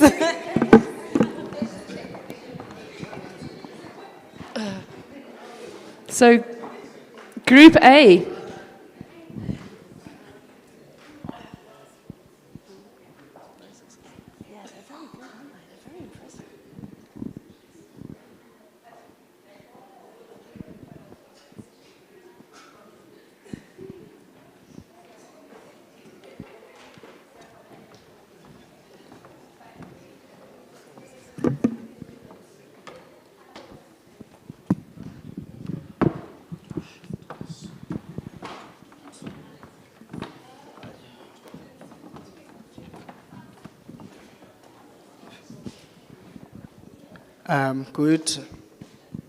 Good day. Is it good day yet? Yes. It's around past 12. Good day, and thank you so much for making the time to meet with us and to listen to our proposal, rather. You know, the time to reduce carbon footprint is yesterday, and this requires action, and we ought to explore every option. To successfully address climate change, we need to upskill, upgrade, or elevate, actually. The taxi industry has a potential. The taxi industry in South Africa is projected to witness a significant growth in the coming years. According to the projections, if I may give you, the revenue in this market is expected to reach 33 billion US dollars just in this financial year. So you've got to keep those figures at the back of your mind. However, due to the design of the current taxis, they are the biggest contributors of carbon emission in our country. So our company is solution-driven. We aim to elevate the existing taxis and make them eco-friendly. Have you ever heard of a smart green taxi? I bet not, because our company is starting now. So the company name is Go Smart, and our potential investors are the taxi owners and will be de-risked by the municipality because of our significant contribution to the environment. And it speaks to some of, I think the mayor would like to hear that. I mean, when in your financial year last year, you spoke about how you want to make sure that eThekwini reduces the carbon emission from each and every household, but also each and every business. And I think this speaks exactly to what you want to achieve as a municipality. So what we are going to do, I mean, this will come in different packages. We don't aim to bring uncoordinated shift in the space. So just to make it practical, the taxis will have solar panels on top, rooftop solar panels. Imagine that in Durban. So we'll have different packages. The first package, you just have, it's a classic package, the rooftop as a solar, and you can leave it at that. And then the middle package, you have a solar roof, and also we can put some components of, you know, the solar system in your doors as well. And then the premium package, of course, when you want to really elevate to the highest level, where you would have most of your features of your car being installed, the solar. So there will also be an application, the My Taxi Life app. What the My Taxi Life app does is it wants to keep the citizens connected. So in the My Taxi Life app, I mean, this will depend if the people who are in the taxi, if you wish to use it, you get connected to the app. The app doesn't charge you for installation, but to use the app, you then start to pay. I mean, you can get connected to the Wi-Fi while you're in the taxi. Imagine joining that Zoom meeting while you're in the taxi because there's stable internet connectivity. But you can also charge your laptop because it will have the charging ports. I mean, this is a taxi that is charging as it moves. So the longer you keep it on the road, the better. But we will also introduce within the taxi rank, because we've realized that our parking areas, there are roofs on top, so we will put some solar panels on top so that while the taxi drivers are waiting, instead of just having conversations, the taxis can actually be charging at that time. So in this way, we are introducing to you a very sustainable business, looking at the market. I mean, when you look at the taxi industry, it's here to stay. So we've got to redesign the way we do things in the taxi industry. And I'm going to hand over to the co-founder here to just, touch on a few things.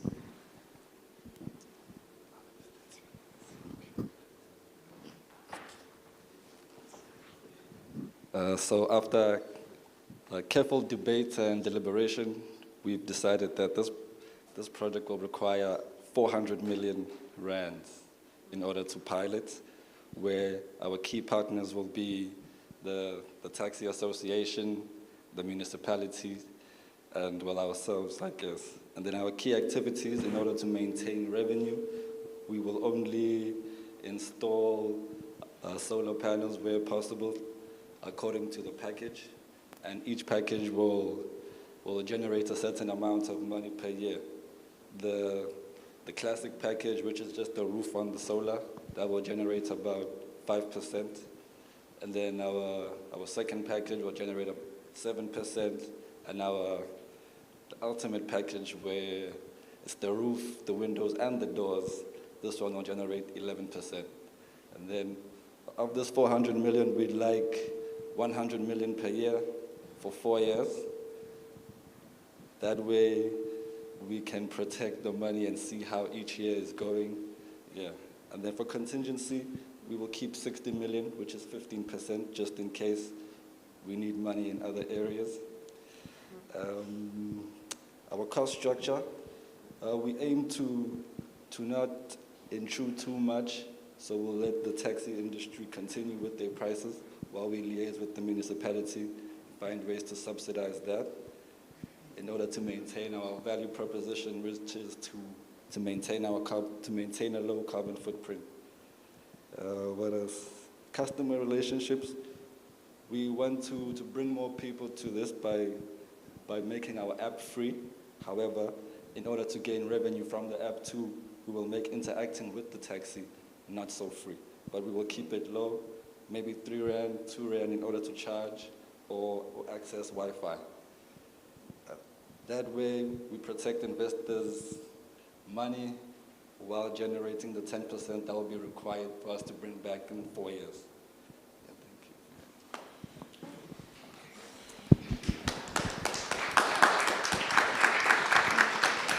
Thank you. Initially, I was concerned in terms of, because if we are to use the public money, we need also to understand whether the public are going to benefit. So I was concerned about whether at what level will the taxi fare be reduced, because there's that subsidy, sort of a subsidy, because we are working with the poor. So at that level, then we don't want to be, and also the very same industry that you are talking about has got its own history in terms of being a violent industry. So I'm not sure how then, in as much as that will be happening, how are you going to ensure that you deal with that risk?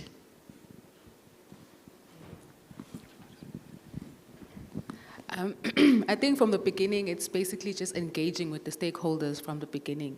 So your organizations like Santago and as well as Hlogomela, yes, just to engage them from the beginning. I think it's very important just to have them involved in the planning process to know exactly what is happening, because I think the violence is caused by them not knowing what's happening. So if we involve them and they are part of the process of the planning, I think we can also avoid the violence that is involved there. And if also they can see how they can also benefit being educated on why we're doing this and how we're going to do this, I believe that that will also help in reducing the violence. But the engagement of stakeholders is very, very important. Yes, and also when you look at because now we'll be moving towards using clean energy, and we are going to make it cost effective. So the price of fuel currently in South Africa it's a lot.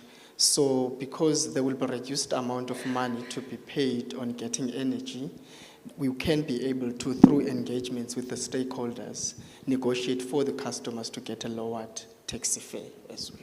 Thank you. Okay, my question is, looking at your portfolio, we realized that there was a point where government was doing the recapitalization. It didn't come out right a few years ago. And we also know that you're launching your own airline. It didn't take off as well. So we just want to understand from you why you think this one now, this particular project will work. Okay, thank you for the question. I think this particular project is going to work because we are not removing them from the space that they're comfortable and they know. I mean, if you're taking them to the aviation, it's a foreign concept altogether, so that's why they were a bit skeptical. But in this case, they continue with their day-to-day running of the business while they're incorporating this new technology. Remember, you also have the municipality, through the municipality green bonds, that make sure that it's actually absorbing the risk. So the guys are actually, who are also the investors, remember that they are the investors. So we are not using the public money, we are using the private investors, but who are serving a public service or a public good to actually invest, to actually become investors. So when they get the return, that same money is also protected by the municipality green bond. So they're protected in any way, and I think that's what the taxi industry needs. Yeah, I think from a development perspective, you don't need concessional amount of funds for this because it's a totally commercially viable project. So I won't be investing today, although I'm sure my colleague might. But I think if you scaled up here, you could also buy electric vehicles under your own banner and own the charging points and then have a leasing fleet for people wanting to upgrade from petrol to electric, who could lease their vehicles from you and then ultimately purchase it. And then, of course, that would have a public good effect with cutting down the violence because you'd have some infrastructure there for the movement. I thought that was fantastic. Thank you for coming to the den today. So, a colleague from the bank, are you going to give them a Definitely. Thank you. 400 million straight there. You can close. Okay. You may need this one.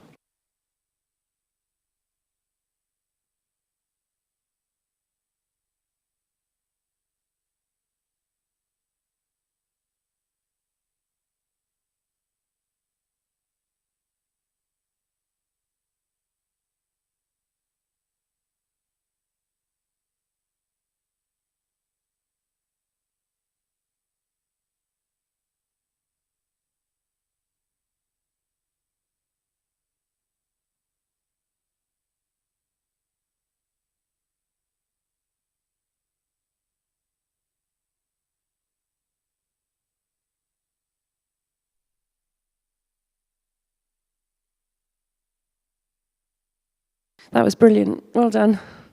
Now, maybe what I want you to do, I haven't got any more slides apart from this one. I just wanted to point out, and we can circulate these after, if you see this National Climate Response Fund on the right here, I don't know whether you know, but the Presidential Commission on Climate Change has been talking about the Just Transition Financing Mechanism in Johannesburg for 3 years now, and they're launching on the 30th of July at this Zoom meeting, and you can register. So anyone can register. So you should, when you get the slide, go to that call, listen in, find out what the Presidential Commission is doing with some money from the World Bank, the EU, their own money, your taxpayer money, to open a financing mechanism for the just transition in South Africa. Maybe you can even pitch your ideas, you know, because the future is yours, not mine. So, you know, these aren't things that other people do that you can't do. There's no special skill about, you know, getting rich or having a successful business that you don't have already. It's just like believing that you can do that and then getting the paperwork done, basically. So it might not be the groups we've done here, because we did that in half an hour, let's face it. But look how good you were.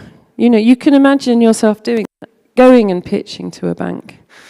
I mean, Dragon's Den is a fictional show, but you do go and pitch, and that's how people do get money. And some people get money even though they're not very good at being an entrepreneur, but they have that expectation that they can walk into a bank and walk out with the money. And historically disadvantaged people don't carry that expectation in their heads, so they don't do it. And then it becomes self-fulfilling. But, you know, get your portfolio, get a nice suit on, go to the bank, set up a company. I mean, the one in Jazina, that would work. The leasing system for electric vehicles, that would work, especially with the added value from the app. My memory's going now. The first one, that was good too. Can't remember the specific USP. Do it. I'm finished. So thank you very much.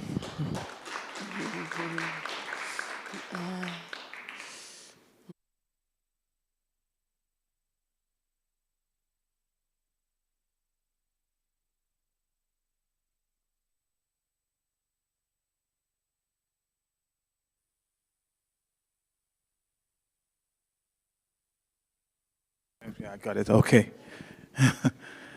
Please give her another round of applause. And thank you to you guys. You guys also deserve a round of applause for yourselves. I am quite impressed. You guys can really present well.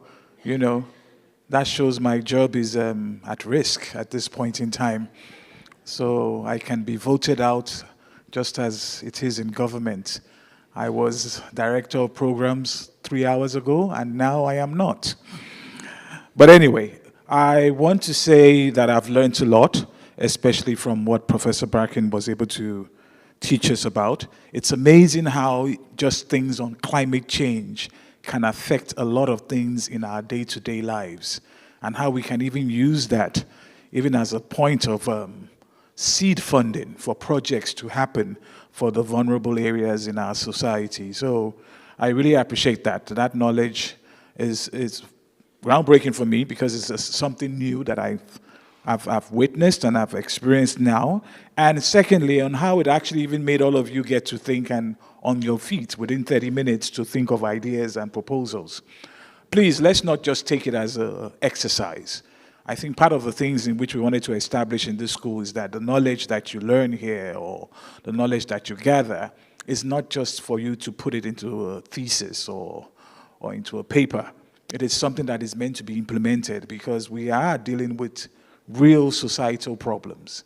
All these issues that are being talked about today are affecting our societies. And nobody here, at least from South Africa, can say we do not know at least 4 people who are within these vulnerable areas that we talk about. Informal settlements, the townships, which have very minimal infrastructure, and we're all facing the problem. But as it says by that artist, that we're all facing this problem alone, together, it is the reality of some of the people that are in our society, that even though we might have this climate change problem, not everybody gets to go through it as humanely, or should I say as comfortable as some of the other ones, or some of others, or some of us individuals actually go through it.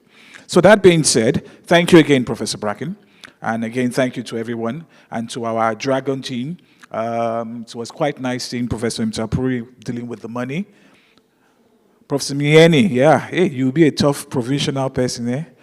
So please remember, if he's actually vying to go for premier, just know that things are going to be very tough. So moving along, I did say we had 2 speakers.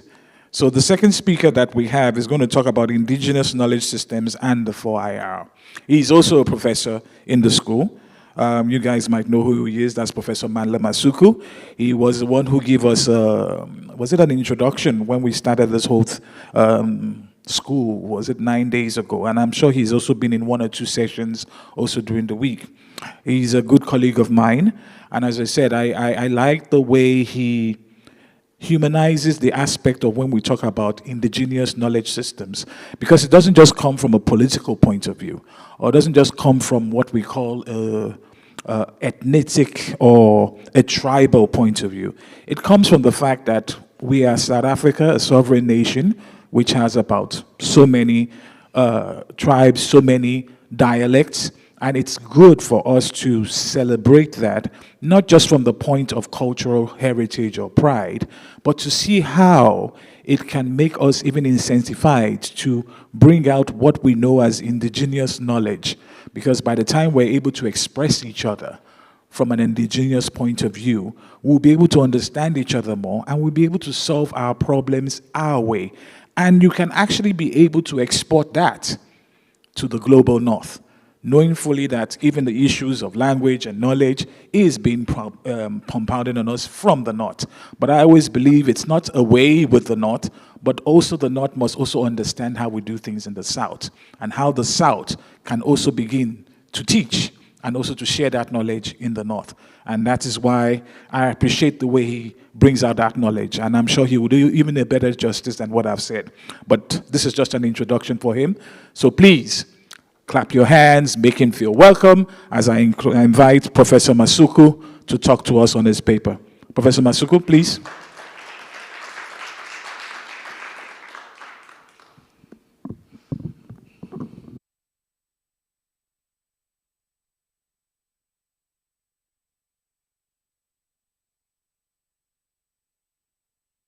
Hello, yeah.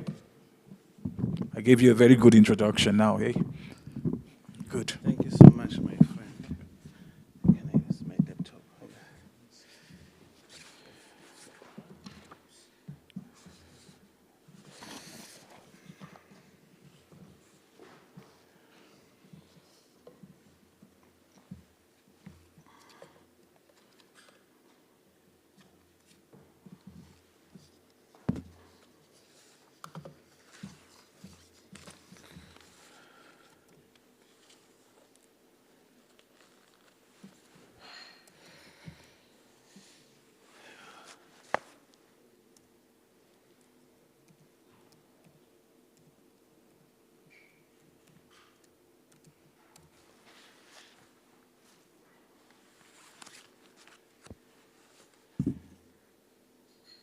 It seems as if it's not responding.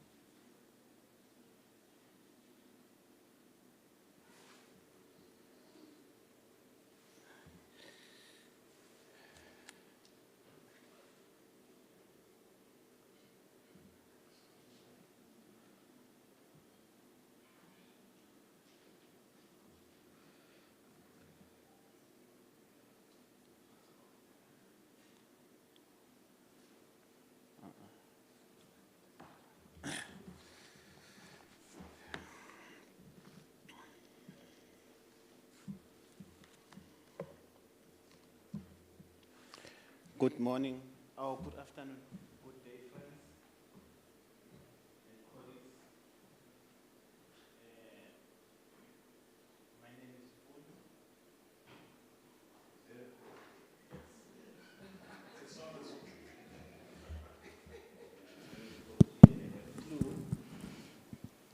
I'm going to use Ubuntu pedagogy, when I'm interacting with you. I'm not here to preach. We are here to share knowledge, experiences within the context of research. You will learn something from me, I will learn something from you. I will talk to you as one of the African researchers or scholars. I know you are aware of the concept IKS, but I would focus more on AIKS, African Indigenous Knowledge Systems, within the context of research. It's a political concept. We are still debating about it even today. One, I want to acknowledge that I don't believe in African knowledge. I don't believe in a Eurocentric knowledge. I believe in globalized knowledge. So these two knowledges, as academics, we need to find ways on how to integrate it. They are very important. But the reality is, as researchers, emerging researchers, scholars, there is a knowledge that is at the center of knowledge production. There is a knowledge that is recognized or perceived as at the peripheral zone. So our discussion as researchers today is to find ways or a model whether we move that knowledge that is at the peripheral zone to the center of knowledge production. The knowledge that is at the center of production is known as Eurocentric knowledge. Or we enrich the knowledge that is at the peripheral zone. It goes with the attitude, how we perceive knowledge, how we receive knowledge, how we generate knowledge. Maybe we can use another laptop. Yes. It's fine. Yes, I can use yours. That means I need to... Okay. So while I'm still working on my laptop, I have a very simple question. Why you have decided to do your PhD? I just want an honest answer. And be honest. I know it's a simple answer, but it's a simple question. The answer is simple. But how you're going to respond, I will tell you.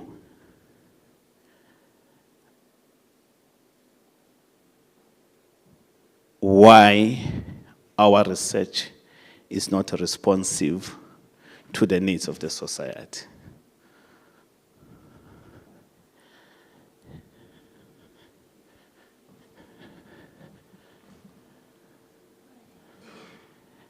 It's just a simple question. Can you please interact?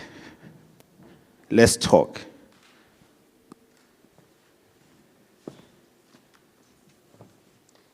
Just be honest. We are approaching lunch. Let us try to be quick, because I know some of you will appreciate to have lunch.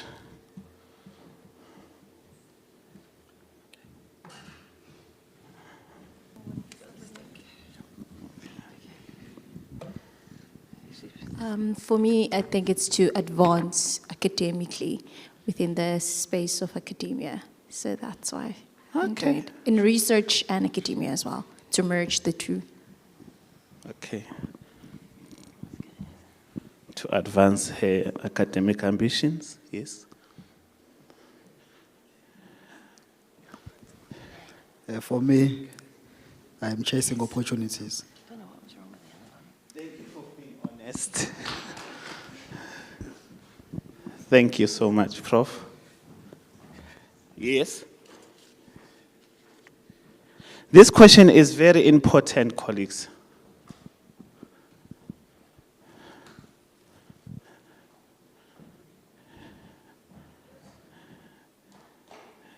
Yes, Ms. Zimbali.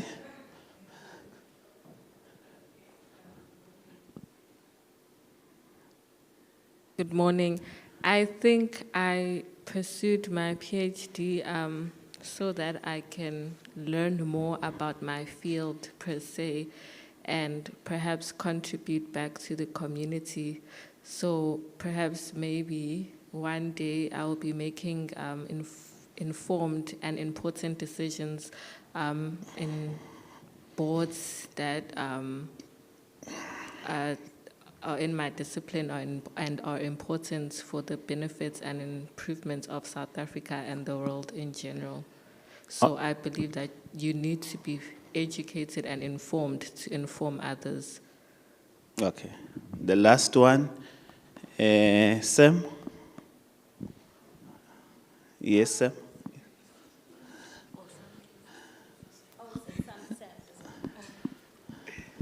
The female Sam? Thank you, Prof. Ironically, it was after a conversation on the phone with Sam Casey. I don't know if he remembers. I decided to do my PhD. Okay. Thank you, friends, for being honest. Let me be honest, even myself, I've decided to do PhD because I want to be one of the best researchers so that I can earn more money, travel the world. I'm doing exactly. But my thinking is informed by the foreign approaches or models. Most of our answers say less or nothing about communities, particularly those who are going to conduct empirical studies. It's about us. Individualism. We conduct research so that we'll benefit, but we say less about communities. We treat communities as subject, we conduct research, then we move on with our lives. So this presentation will focus more on deconstruct the scripted perception that seeks to push non-West knowledge to the margins. As I've said earlier on, that the Eurocentric knowledge or approaches, paradigms, has the only dominating, acceptable, legitimate knowledge. When you talk about African knowledge, you receive so many criticism. That's a reality. So the main question now, how are we going to incorporate IKS in our research space?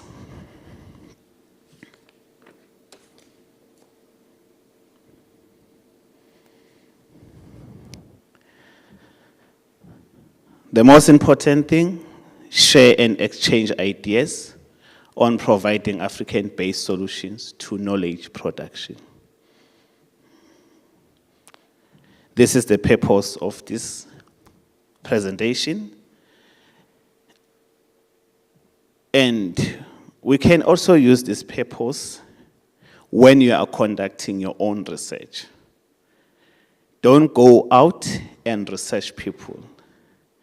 go out to communities and share and exchange ideas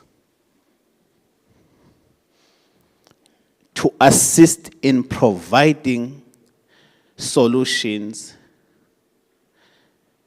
that are responsive to their needs. My observation tells me that we as researchers, we tend to ignore a very important point when we are conducting research. I don't have a structured presentation, so I'll be all over. Have you heard of the concept community entry? Let's not even talk about community entry. Let's start with community profile.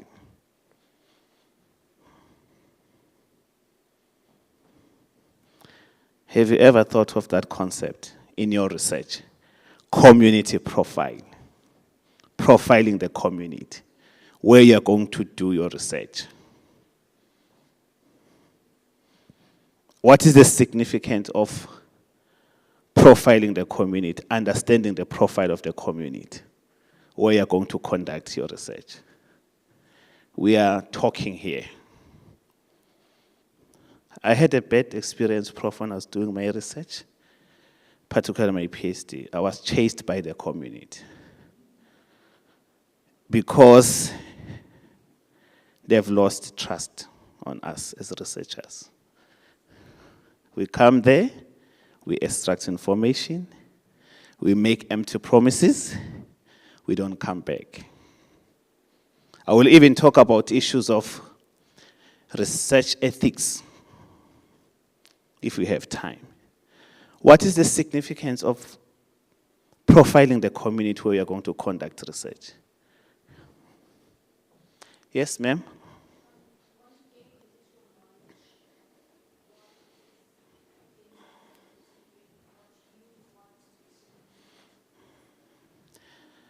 I know those who are doing desktop research might be bored, but maybe they will learn something.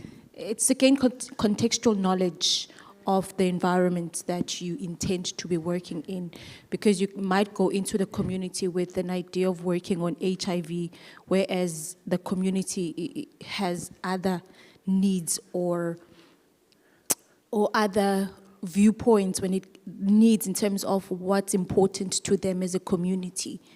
And also you might find that if you want to work with HIV in this community, it's not an angle or viewpoint that you want to go into it.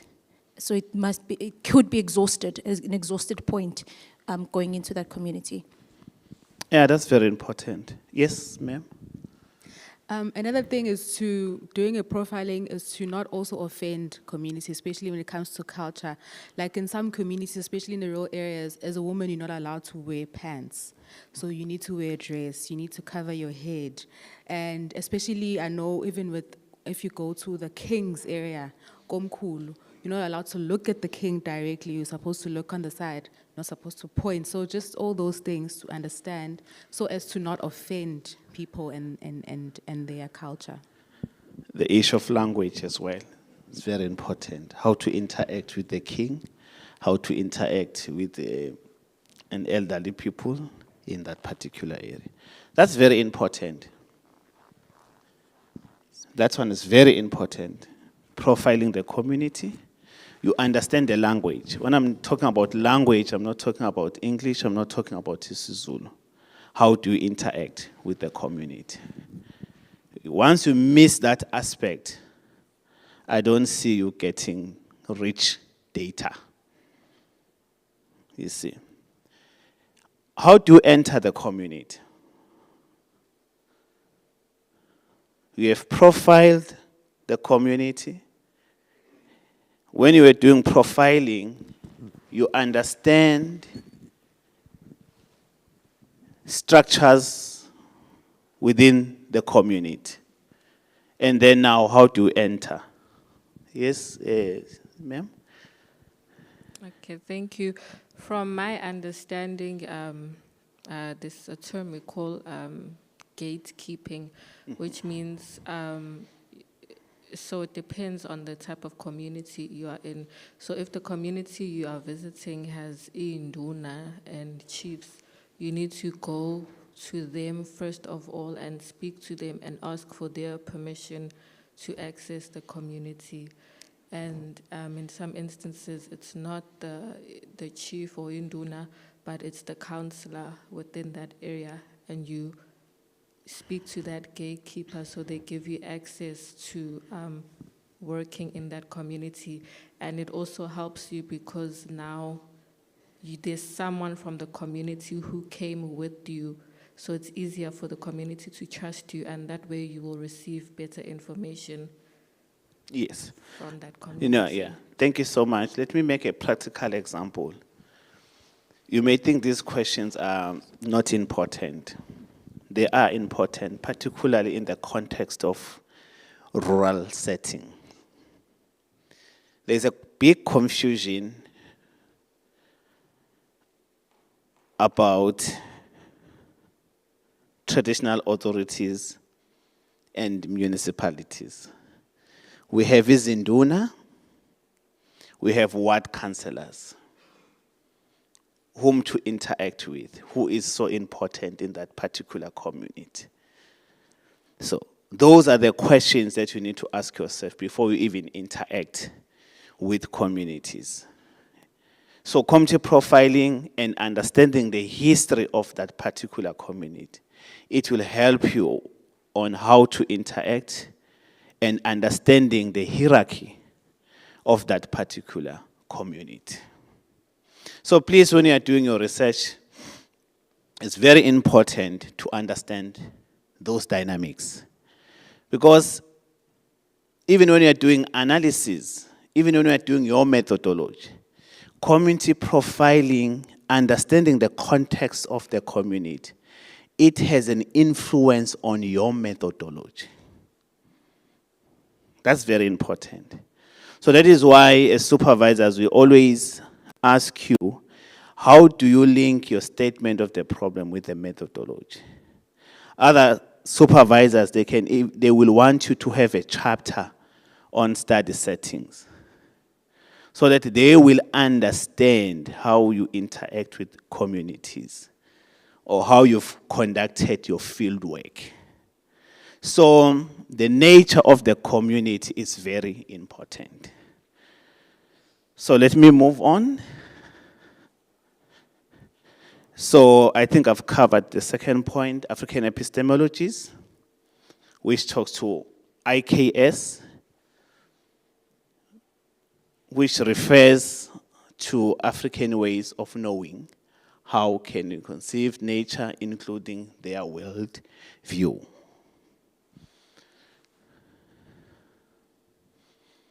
Here we are now. Some of us, we don't do these things that we spoke about. There is a report from the government which indicates that many research has been conducted in South Africa. But the findings are not responsive to the needs of the society. Mismatch between curriculum practice over the past century. I put curriculum intentionally because we as postgraduate, our researches inform what we were taught in class.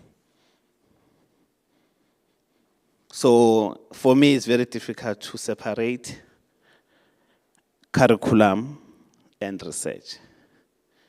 We study theories through teaching and learning, and then we apply those theories when we are conducting research. So what we have been taught in class, undergraduate, postgraduate, less has been said about African epistemologies. Less has been said about our culture, our identity.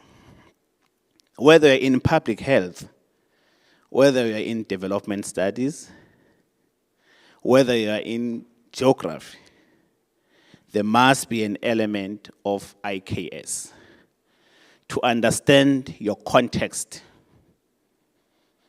as a researcher, as a scholar. Research concept methods are introduced in Africa.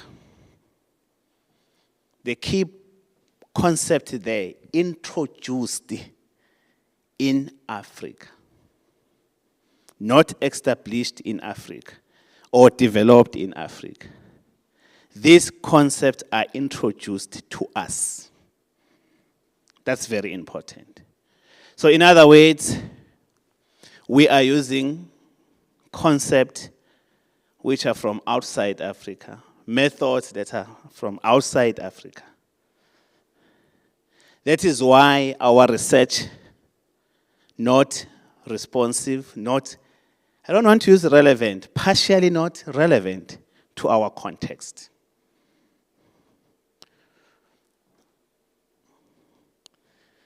We have done a lot of research in rural areas. Those who are doing development studies, they know very well. When you talk about development, we jump to rural areas. But the lives of rural populace still the same. We don't see much change, measurable change. But we conduct research there every day. Have largely been drawn from a large stock of information drawn from the Western philosophies. Our paradigms, research paradigms, informed by Western philosophies, including their traditions. We know European traditions than ours. Correct me if I'm wrong. How do we know that? Back from the curriculum. Who knows Umkabai Gachama here? You see? You see? Here the problem starts. Who knows the late Queen Elizabeth? Obvious, all of us. You see, I repeat myself intentionally. We know less about our traditions. Most of us here, particularly the females, they are feminists. They believe in feminist principles. How can you write about African feminism without citing the prominent African women? You see, some of the theories were named after the great philosophers. When are we going to generate a theory that is named after an African woman, those who are doing African feminism? Umkabai theory, you see, where you trace the role of Umkabai in the leadership of the Zulu nation. I'm just making typical examples. Those who write about peace, stability, political stability.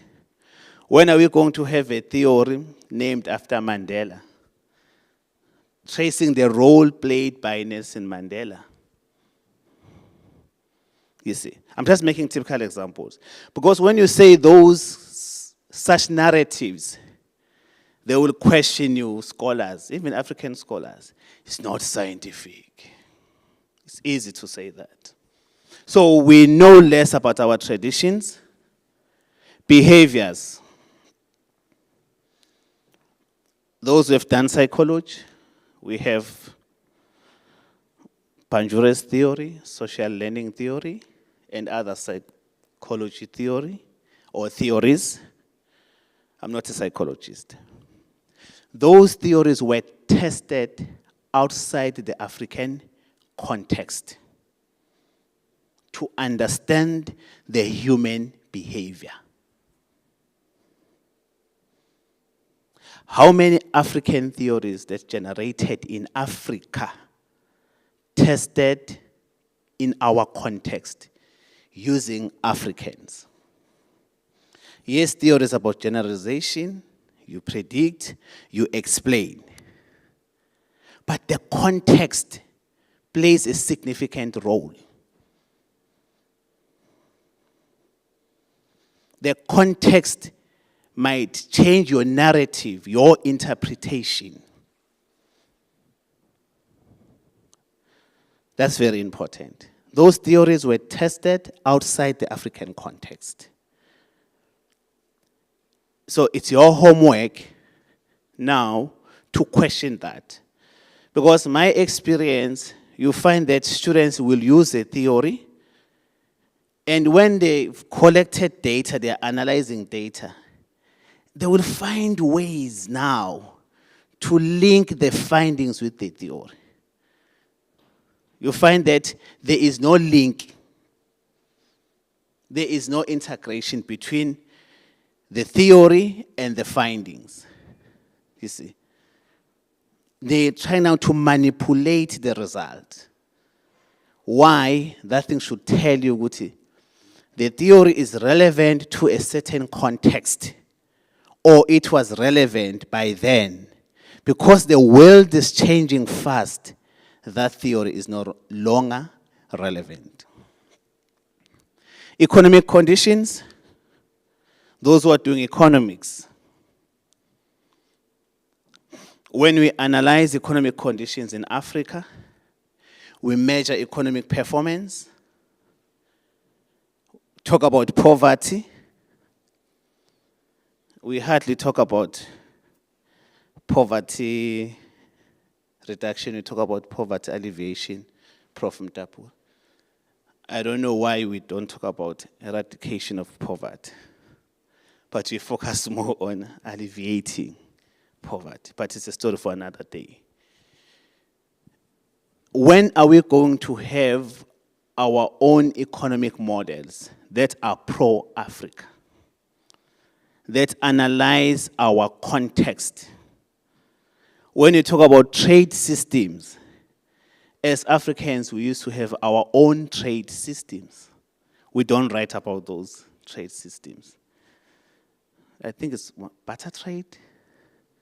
We hardly write about those things. You see, I'm just making a typical example. Lifestyles, which were supposed to be universal. So we use those theories, and then we generalize our findings. We generalize research, being informed to those theories.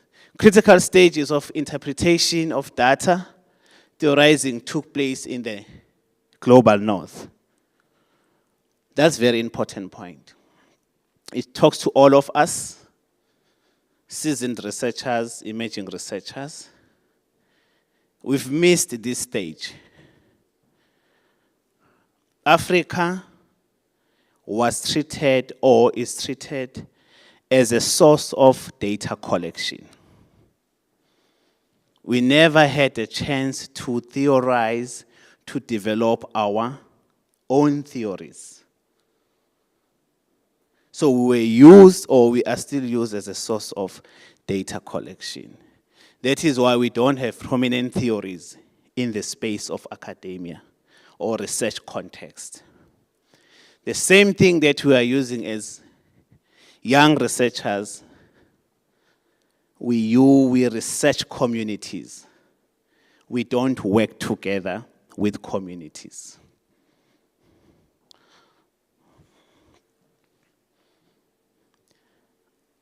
So we've missed this opportunity of theorizing and generating our own theories that talks to our context.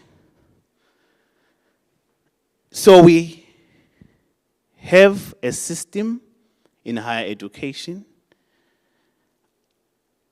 and we are busy talking about decoloniality.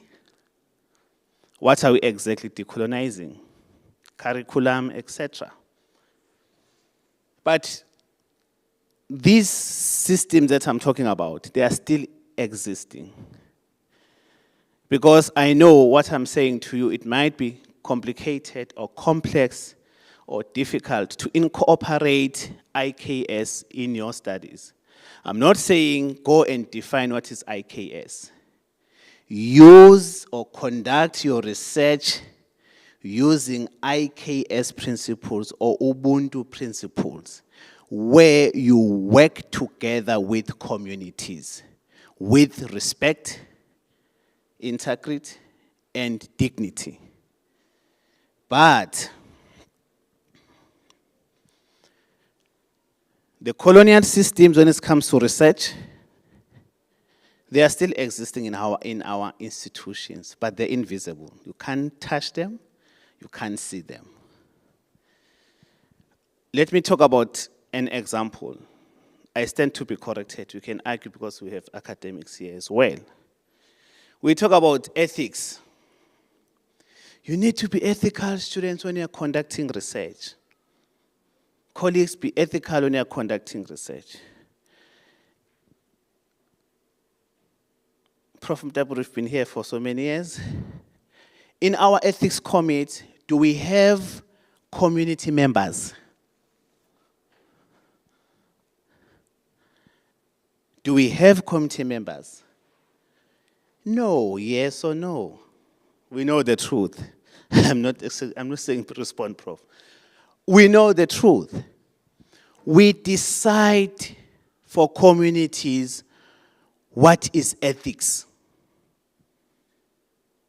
What are the ethical considerations? We don't involve them. We'll tell them, we decide on them, what are the ethical considerations. You see? We don't work with them. Those are the typical examples, justifies that the colonial system, even in the research space, is still existing. Because if we can involve them on defining ethical consideration, ethical issues within the space of research, then they will feel as part of research, they will be part of research. And there will be that collaborative effort of working together with them, sort of. So those are the practical examples. If you want to do a PAR or engage research, the university rule says you don't interact with communities before the ethical clearance. How are you going to work with them conceptualizing the theme or the concept note of research? You see? Because I was expecting you to challenge me, friends, to say, but according to ethical considerations, we are not supposed to interact with communities before ethical clearance. You see? Those are the issues that we need to talk about.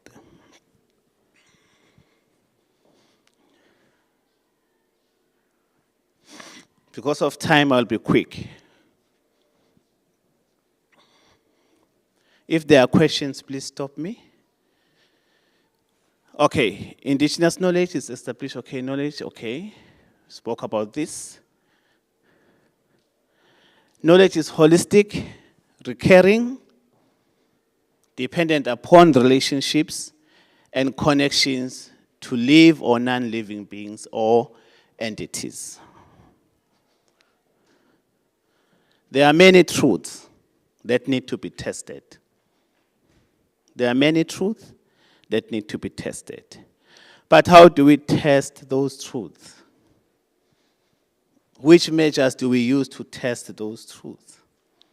That's very important. One of the truths, it's an example. Those from public health, I think we have colleagues here from public health. During COVID-19, there was a herbal medicine called what? Umhlonyane.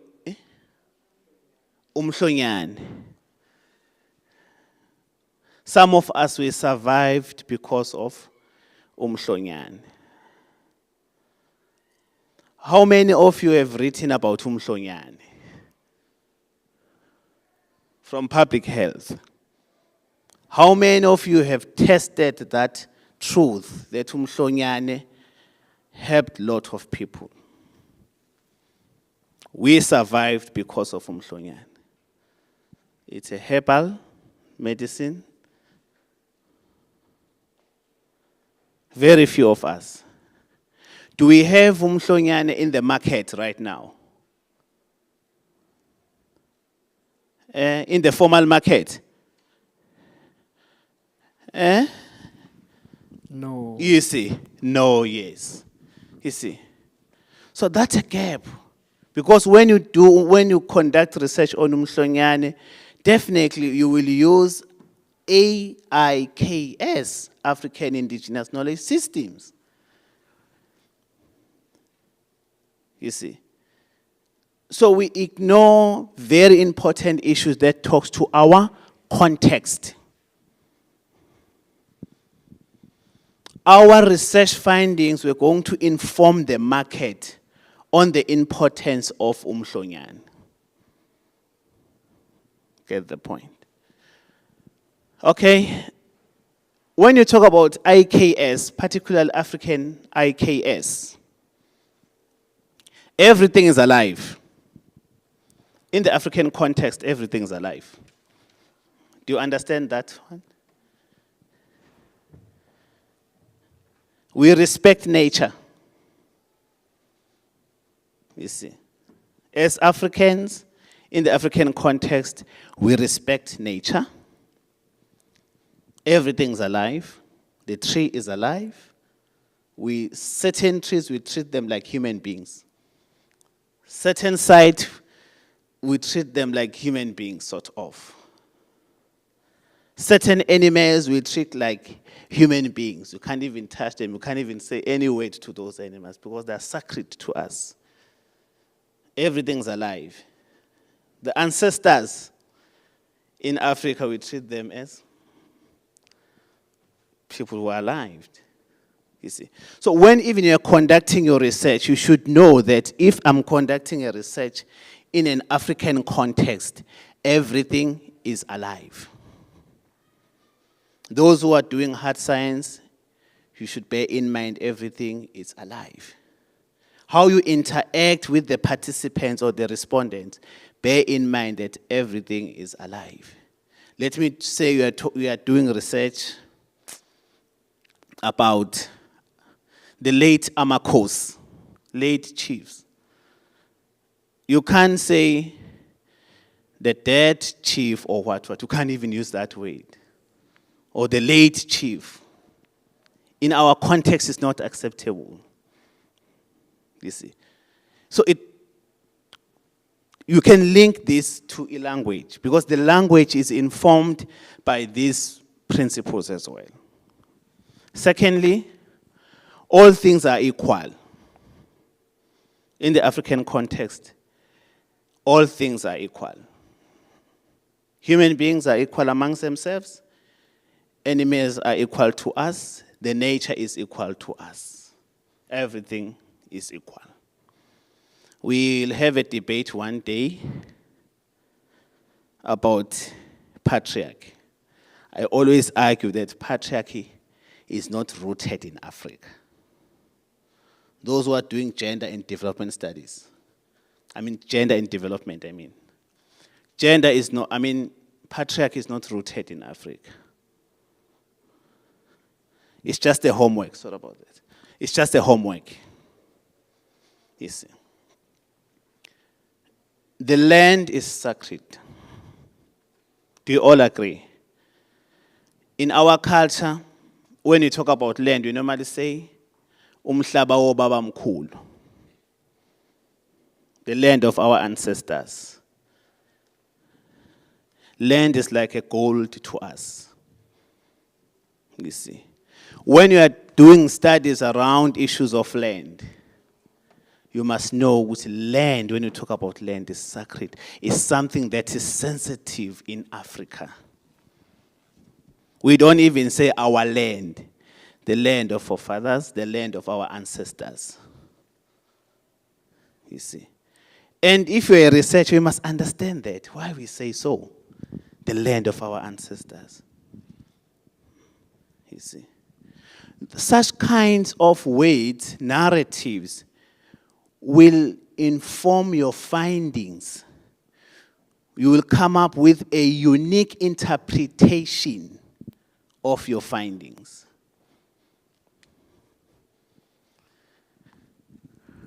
The relationship between people and spirituality, world is important in Africa. When it comes to issues of spirituality, it's very important. The African scholars have taken a very massive stand on writing on spirituality. People from psychology, social work, anthropology. See. Human beings are the least important in the world.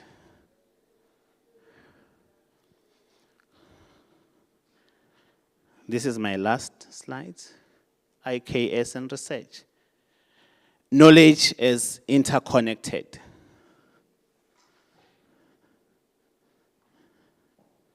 What do we mean if we say knowledge is interconnected? I've been talking, let me hear from you.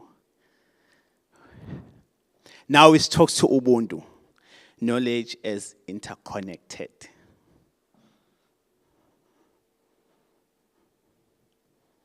Not as an entity, but as interconnected.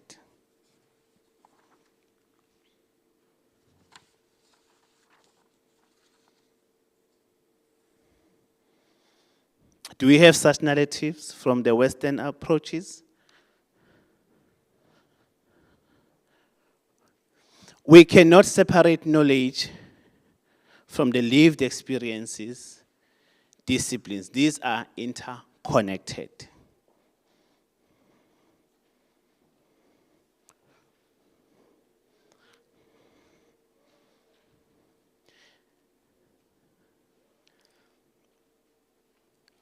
The knowledge findings that we have generated should talk to all these aspects that we have discussed earlier on. Respect for elders and knowledge holders. As researchers, how do we respect? How do we show respect for elders and knowledge holders? Anyone who can try? We normally do these things every day. We are just reminding one another. Even when we are doing research, we need to observe these issues, these components. How do we do that?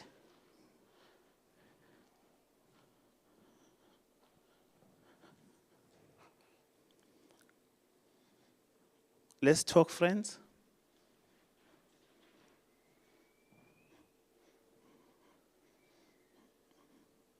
You are conducting a study in the community. How do we do these things? How do we show respect in an African context? How do we interact with an elderly person? How do we interact with your peer?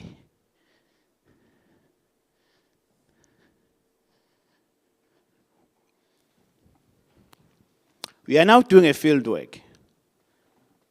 Tell us how we're going to observe this.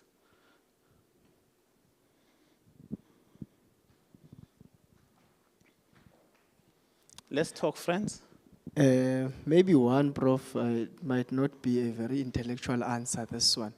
But for instance, with my peers, the conversation is it's not disrespectful, but it's very casual. But with elderly people, there will be a use of baba, mama, gogo, baba mkhulu, and etc. While if I were to, in an African context, but if I were to be in a Western context, I would be able to say, "Hi, Sarah, how did you find this?" Even if she's 88 years old. But in the African context, then I would say, Makulu, 1, 2, 3, 4. Very important. Yes, Prof.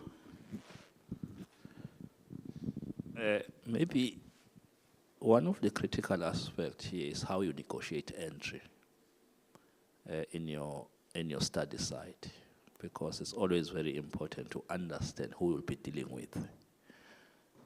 Why is that important?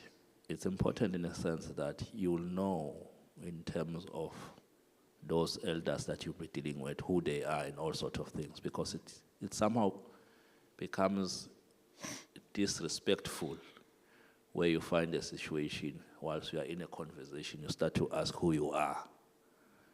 But once we have been able to negotiate entry, we'll start to understand it is, I'm afraid to use the concept subject. I'm not sure, maybe I read Mamdane a lot. So, but the issue is that once you understand him, I know us as Zulu, sometimes they would like to use claim names. I was going to say that, yes.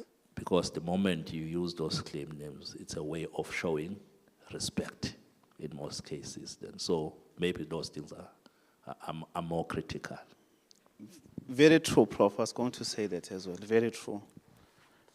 You see, for instance, if you ask money from me, then if you say, Fundo, can I have 5 rand or 10 rand? I would say I don't have money. Once you say, Zwide, Mkajwa, can I have 10 rand or 15 rand? I would give you 500 rand. You see. So when you are interacting, oh, yes, sorry, yes, Ndabe is it. Yes. Okay, I wanted to add maybe other things that are important as observer during interacting with elder people is body language. So there are things that you are not allowed to do. Like sometimes that is not allowed. Like you're not allowed to and ukuba destructive nje wale khuluma, then you jump, you need to give him time and then in a respectful way you respond to what she's saying. Yeah. And in a Western approach, they say when you are doing interviews, you can have probing questions, you need to be active, interactive with the participants. But in our context, you don't interject the elderly person. You allow him or her to talk until he finishes his or her sentence. Then you make a follow-up question. You see. Sometimes, guys, we don't get rich data from our participants because of these issues. You see. They are very, very important when particularly you are dealing with rural setting communities, royal families, etc. Even in the township, don't leave out the township, because the township have their own language, have their own context, how to interact with them. You see, so it's very important to negotiate community entry. So let's move on. More than a subject, we spoke about this. When you go there to communities, don't treat them as a subject of data. You go there to interact with them, they are collaborators. You are working together with them. Recognize their value. Work with them. That one is very important. We spoke about that. The third one, reciprocity and benefit sharing. That is why I asked that question earlier on. Your research that you are conducting should benefit both you and communities.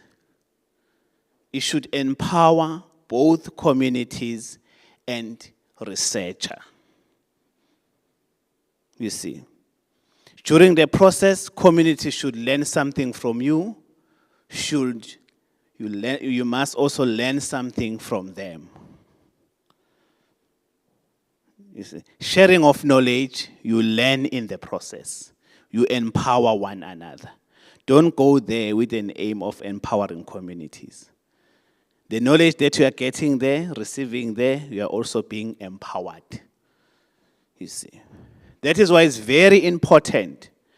Once we have collected data, analyzed data, we'll talk about that, particularly those who are doing qualitative. How do you involve communities in data analysis? We'll talk about that one day. So that's very important. Challenging Western assumptions. Talks about power imbalances, power dynamics. Don't go there in posing question, you expect communities to respond to your question. It talks to collaboration as well, working with communities together. Avoid any element of injustices in the process. Because the current approaches that we use, they have that element of power imbalances. We use power as researchers to access participants or communities. Methodological innovation. We need to be apply objectivity, neutrality. That is a Western approach which we all recognize it. But you may find that we need to avoid deceiving ourselves. Sometimes we conduct research in our communities that we know living there, you see. So you need to be very innovative and creative to adjust your methodology. Because the reality is, you selected that methodology without them, based on your objectives, based on your research statement or problem statement, etc. But when you do conduct the fieldwork or when you decide to do community entry profiling, you may adjust your methodology to create an enabling environment for you and community so that you can interact and work together. Some methodologies may not allow that space where you work together with communities, particularly the quantitative side. You just distribute questionnaire or the survey, then you leave. You see. So it's very important to be innovative. Don't hesitate to go back and adjust your methodology if you see with this methodology is not suitable for this community. That's very important. Indigenous-led research. We spoke about it, setting their own priorities. You set the priorities of the community. The community comes first. Give community space to have a say in your methodology. Give the community a space to have a measurable say or contribution on how data will be collected. Let me make a typical example. You are conducting a study about the behavior of the royal household. Maybe your methodology is a case study, you are going to do interviews. Okay? But now, when you go there in the royal family, they will tell you that we cannot allow someone to come in and out in the royal house. So if you want to conduct your study, you must stay with us. We can allow you to stay with us for 5 months or 6 months. Then what is next day? Anyone who can respond?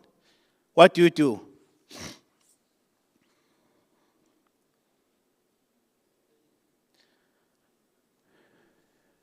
Hey, you got ethical clearance.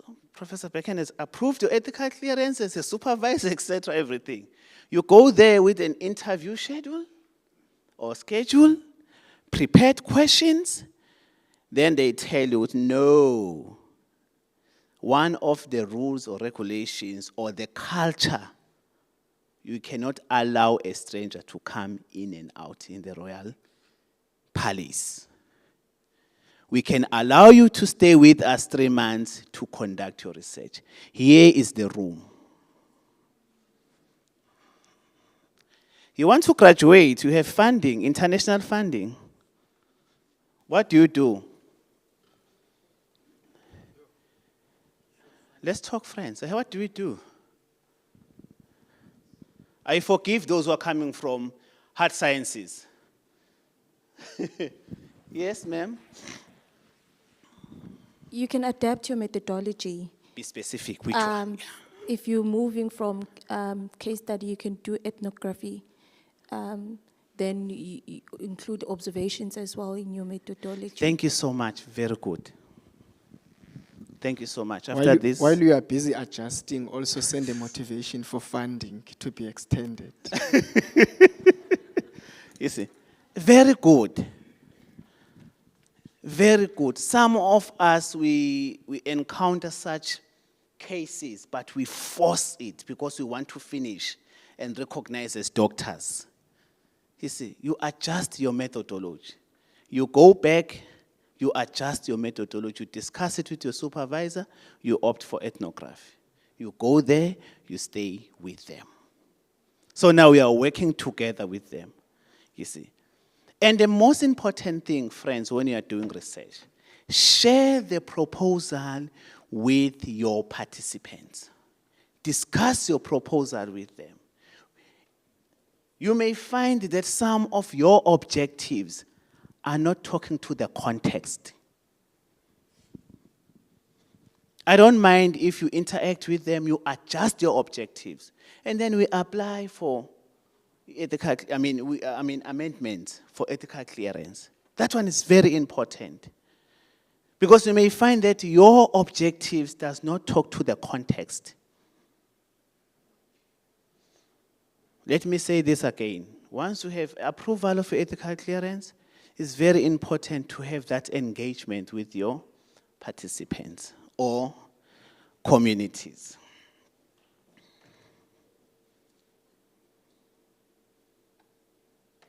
This one, that sovereignty, is also talks about extracting data from communities. It's very important to understand and observe their rights.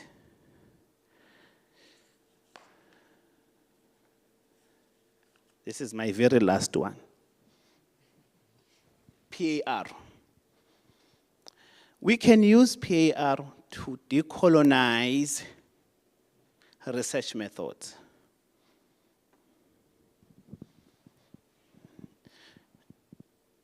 PAR focuses on bottom-up social change that promotes empowerment.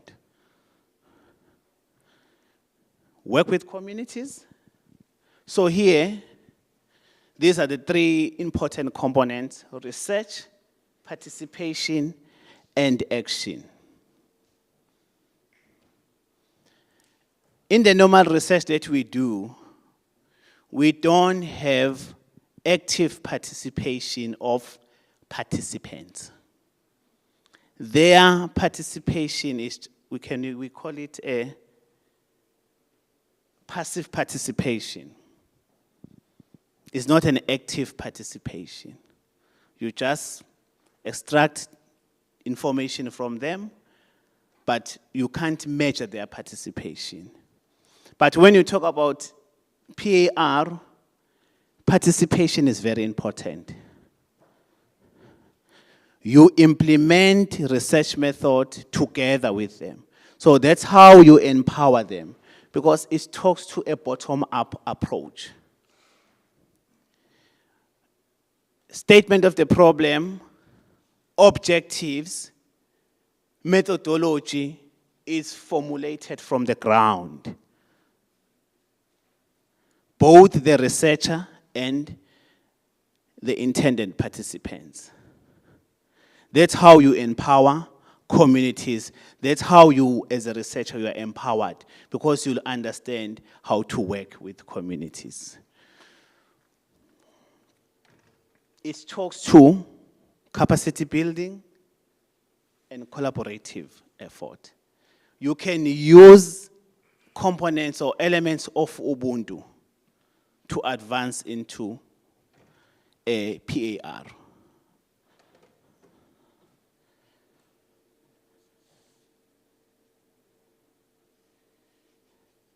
This is a case study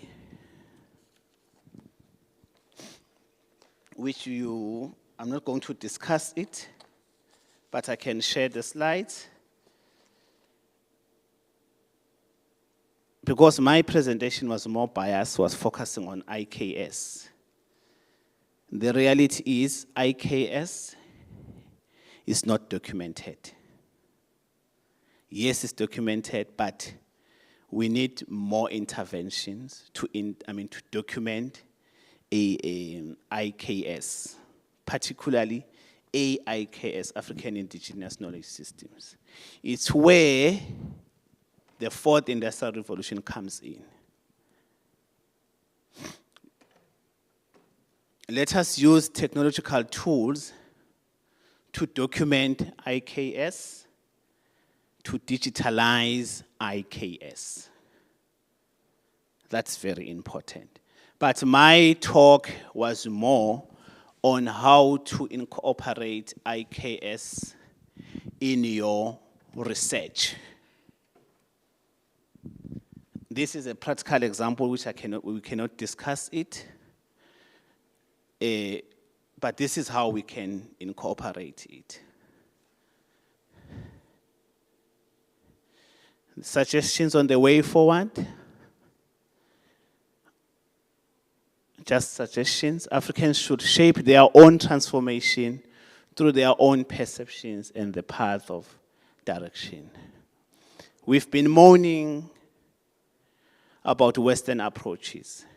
Now it's time for us to take an action and shape our own destination, our own path, our own, in the academic space, our own concept, our own research methods. Those who are doing poverty, we have a general definition of poverty.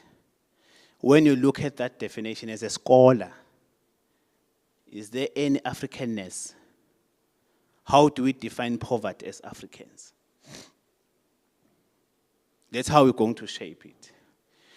Africa must own knowledge production, self-direction, self-determination.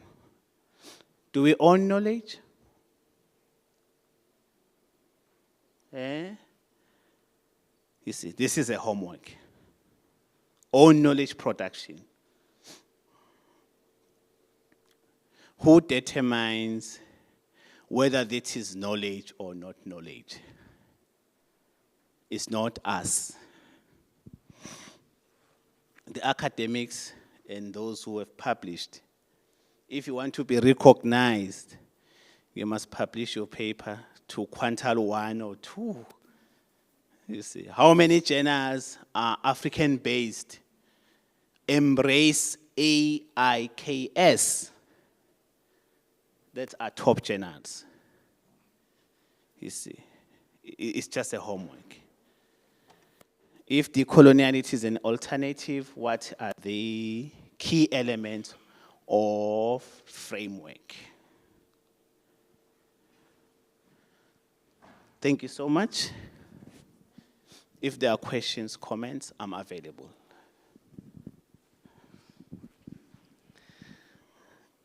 Okay, it's nice to have a mic because you raise your hand, you recognize yourself, and then you grant yourself an opportunity. Prof, As you know, I mean, I think I've been struggling with this for quite some time because conceptually, it all makes sense, and that's the route I was trying to take, as you know, the co-creation, the bottom-up approach, where I wanted to define even the gap, to define it with the community, instead of prescribing what is the research gap that I'm trying to address. But because of the processes now, I have to define the research gap in terms of what other scholars are saying, not what the participants of the study are saying.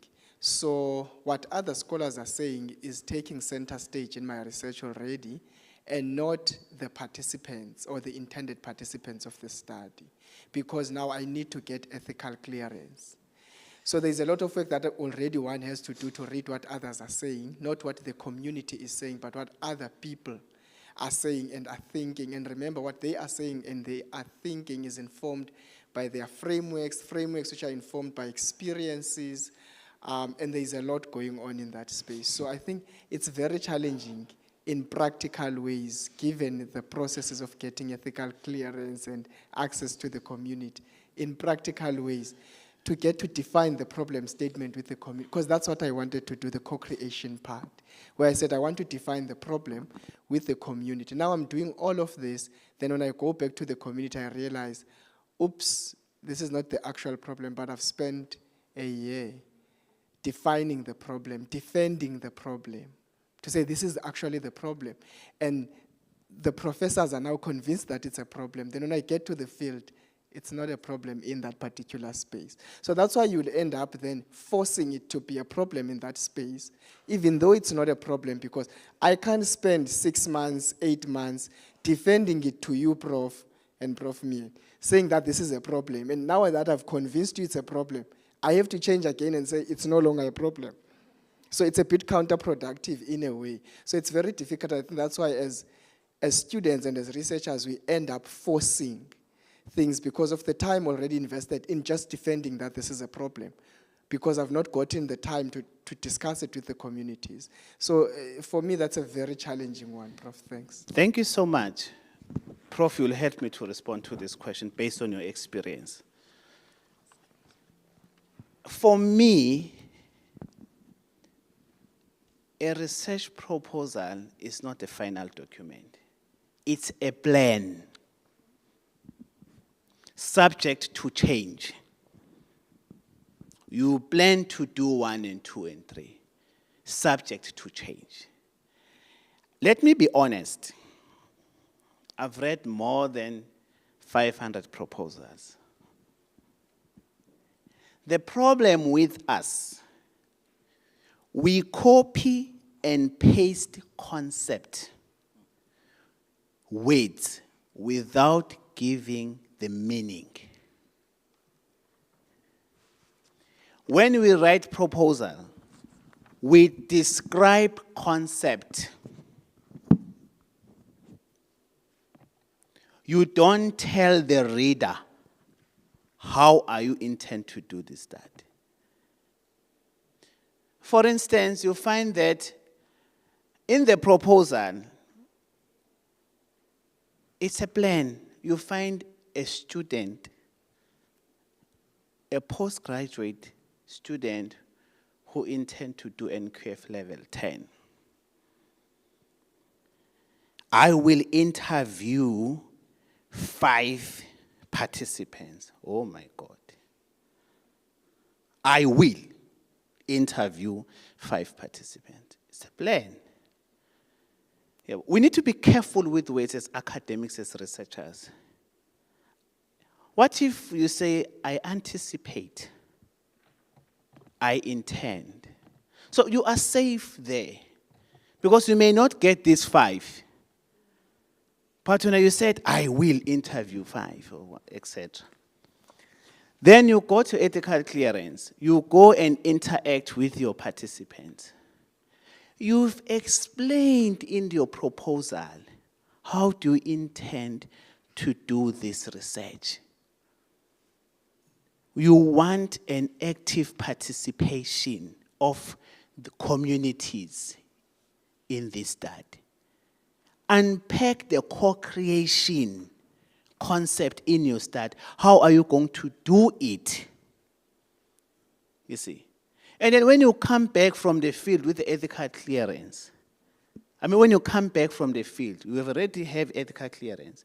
It's easy to amend. You guys will just write the proposal, you think we know the answers. As the committee, as researchers who are reading your proposals.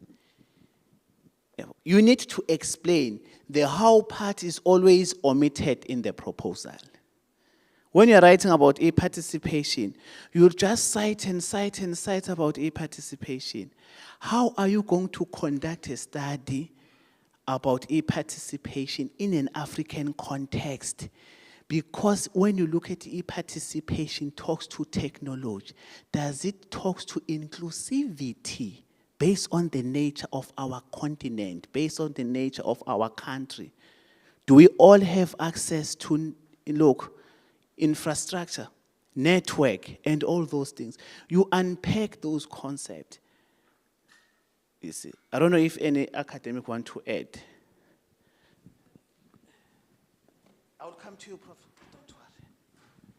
Oh, thank you. That's because I'm an elder. I'm joking.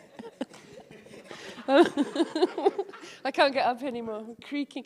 No, I was going to say to the prof here that I've often thought that a new ethics system should be designed that is indigenous, because the one here is a borrowed one. I mean, the ethics, research ethics, comes from do no harm, which is a low bar, isn't it, really?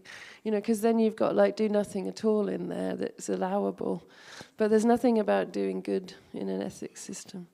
And then it's based on a liberal rights-based thing. So you then have to prove that the rights of people as individuals are being protected. But that's not a collective rights system, so that doesn't apply either. So I'm just saying that it's a comment. I agree with you. And what this colleague here said at the back, what you should be able to do is an iterative, inductive research process.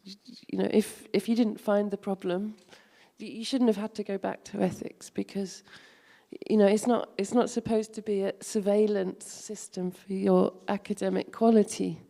That's the supervisor. The ethics system here is too big. It's like they're trying to check everything about the student. And it's actually only supposed to cover risk of harm to people, like the student, the people, and reputation, and collective rights, which it doesn't do very well. And that should be it. There's too much bureaucracy. Yeah. Do you want to add Mgun? You say I'm calling him Mgun because I want him to add something. Because you have already said that, then now I'm going to add. But initially, I was not going to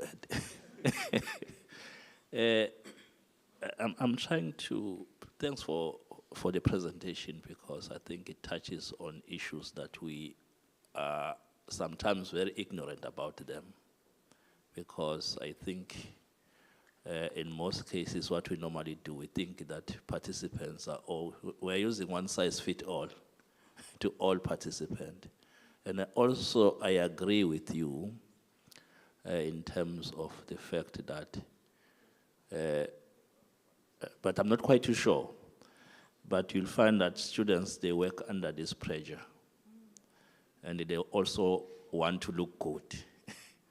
And they take away, there's something that I was taught, I'm sorry, Sarah, that I'll refer back to maybe to what you taught me some time ago, to say it's always important to do your work. Maybe you just leave it maybe for about 3 or 5 days. Then you come back to it again and see whether are you still going to think the same way in which we are producing it. So the point I'm trying to make at that point is that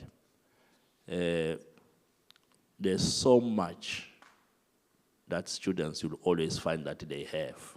But because of this pressure, of compliance in most cases. You find that they also leave so much that can help them to contribute to knowledge in most cases then.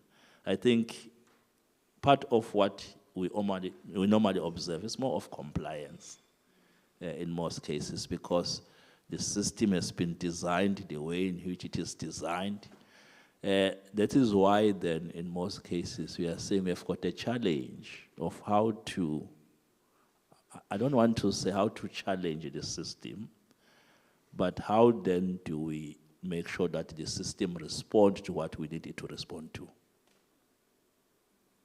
Because if we'll keep on reproducing the system, and all what we are saying already, we are saying the way in which the system has been designed is not taking care of certain things, but we'll still continue to use the very same system in which we are saying is not responsive. So I think we've got a challenge, all of us. And that challenge becomes more complicated now for students in one way or the other. You should design a new one. Yes. Your university. Sorry. Yes, No. I'm just saying these habits become rules, and then they become the way that we self-discipline ourselves. And there's a post-coloniality there, I'm sorry. All this surveillance and rules and bureaucracy. The English gave you that. No, I'm joking. But I mean, you could design a system. No one's making the university do this. It's about, and then publish it. Say this is an ethics system for knowledge in Africa. Yeah, it is incumbent upon us to design a system that is responsive to students and communities. Yes. For instance, we have a colleague in our department, I'm not going to mention his name.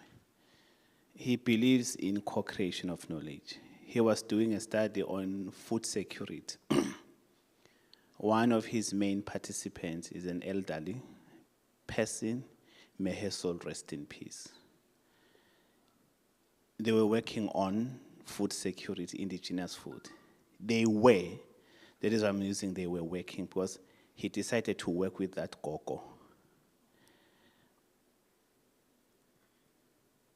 The most important thing, when that colleague of mine attends conference, he will attend conferences with that gogo.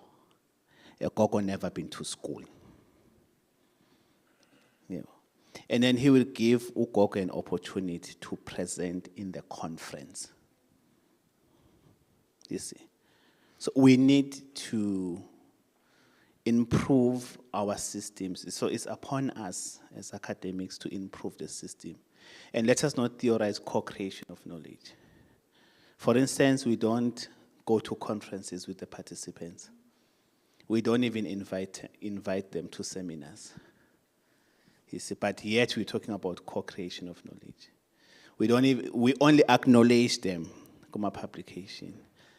What's wrong to write with that gogo? That gogo is the first author or she's the second author. Because she contributed. She's a knowledge holder. You see. So it's upon us to improve the system and publish on these issues. Because sometimes we talk about them in conferences, seminars, but we don't write about these issues. Yes, I take a challenge, Prof. I will invite you. Thank you, Professor Masugo. In fact, your presentation is resuscitating one of the debates that I came across when I was still doing my master's degree, where there was this idea that we are not collecting data. It's not data collection, as we often write in our dissertation, but it is data production, because we are co-producing the data. It is not readily available for us to go and collect, but we are actually co-producing. True. That's the comment. Then the question again on the side. We often use concepts that might be foreign to communities that we think the concept is not foreign. And what do I mean by this? If you take the concept of poverty and you go to a community and you speak about poverty and they ask you, what are you talking about? Because siyasiselana ngikunikeza inkomo uma isibe nesithole you keep isithole ngibuyisela inkomo yami. So I don't know what you are talking about. But what you have done, you have applied for ethical clearance, you have done all these things to go and collect the data on poverty, and you arrive there and you find, this concept, it's foreign, although it appears as if the community is foreign. Thank you. In actual fact, it's not a question. You are raising a gap. Those who are doing PhD, I normally advise them, those whom I'm supervising. I have a student who's writing about small harbors. I told that student to have a chapter, which is chapter 2. What do you mean by small harbor in the South African context, African context? Describe small harbors, because your international examiner doesn't know what do you mean by small harbors in the African, South African context. What are the characteristics of small harbors in the African or South African context? I repeat myself. We do copy and paste of concept. Some of us who were taught, whatever you say, cite it. Put a source. Cite, put a source. That limits your thinking, your innovation. You use sources to back up your argument. When Karl Marx were developing theories, they were not citing anyway. We need to be honest. We are talking about African indigenous knowledge systems. Do we have sufficient literature to talk to that? No. You see. So use that space. Then we will cite you. We use literature to provide evidence. You may say whatever you want to say, being informed by the practice, what is happening from the real world or in the real world. You back up with the literature. Meaning, back up with the literature does not mean the literature will support what you are saying. Sometimes we cite literature, it's a Brazilian literature. We are talking about Nongoma issue or South African issue. You see, if there are contradictions on what you are saying and what the literature is saying, indicate. The study that conducted in Brazil in 1945, because the period, the context, it means a lot. Don't just download articles and then you don't even read where this study was conducted. It's very important. I always advise my students, okay, when you are doing literature review and theoretical framework, you will tell me, Guti, when and where the study was conducted. You see, when you are writing about economic issues, economic crisis, and then you cite studies got 2008 and 2009. What was happening globally in 2008 and 2009? You get the point. Exactly. Yabo. We are talking about issues of housing and food security in South Africa. You cite literature 1989, 1979 in South Africa. What was the situation in South Africa? Is that literature still relevant in this context? You see? So sometimes there are things that are very important that influence our studies that we don't take it into consideration. You see, what is your understanding as an African layman when it comes to poverty? I have 10 cows, 2 hectares of land. I produce my own food. I consume my own food. I have 10 cows, 2 wives, 5 children. I don't have a car. I don't have a bank account.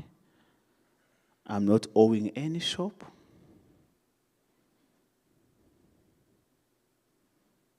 Would you say I'm poor? Eh?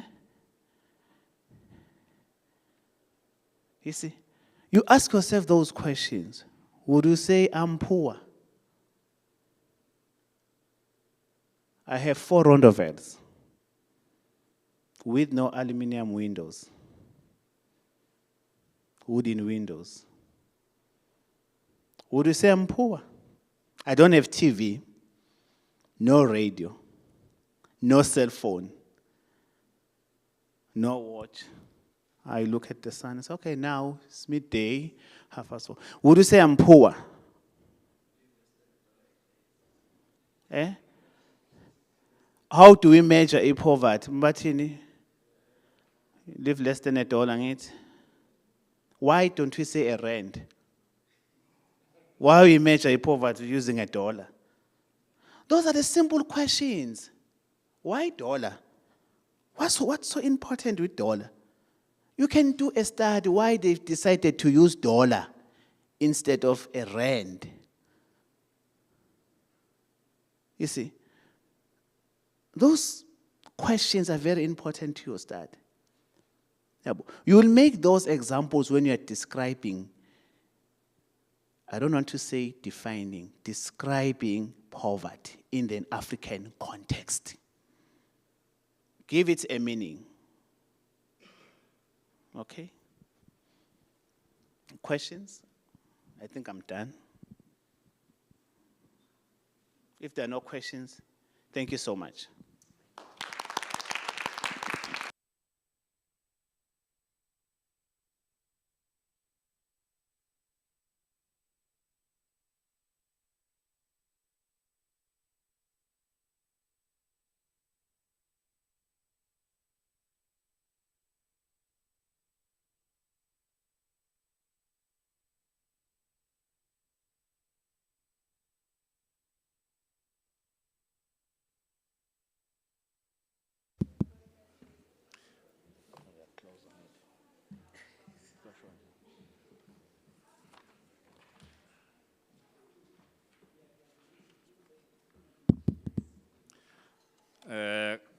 Good day, colleagues. I had hired a program director. He decided to run away. So, but we have to continue the program then. My suggestion is that let's just finish the program. I'm sure we'll be done in the next 30 minutes if we are quick. And thereafter have lunch so that we can be able to go. Are we together? Okay. Let me just proceed in the absence of our program director that we had before.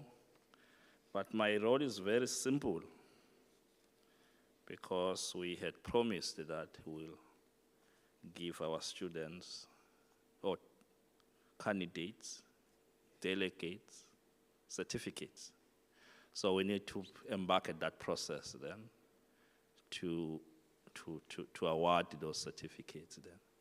So I will request Prof. Mtapuri that you come forward. Prof. Masugu, you come forward. Prof. Breaking, you come forward. I respect you, colleagues, that you can be able to do this exercise for me. Where is Netemba here? Do we have Netemba? We have got a bunch of certificates there, in that desk there. I will just call this,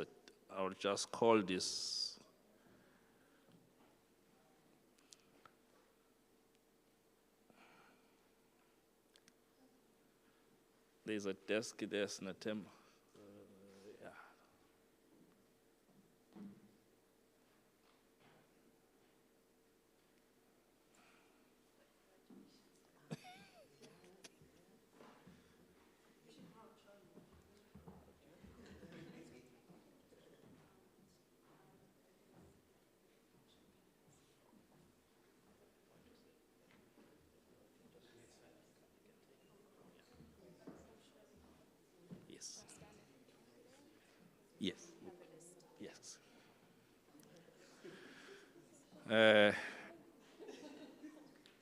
It's a small activity that we just want to complete it now, okay?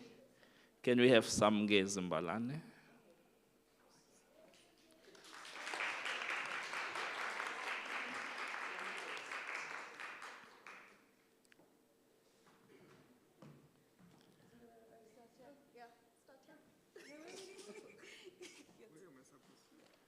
Then I can shake it.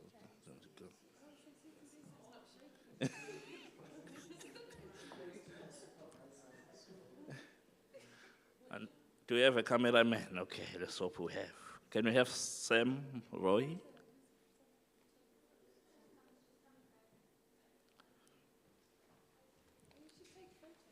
Okay.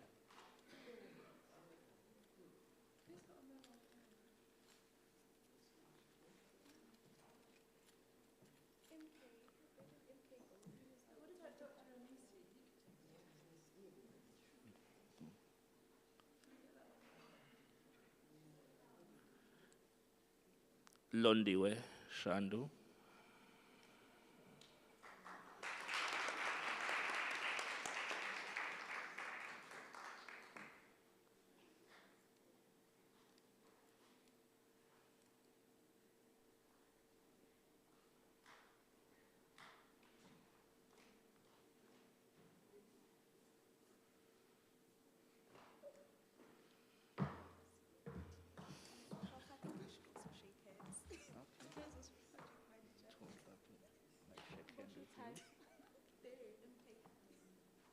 Okay.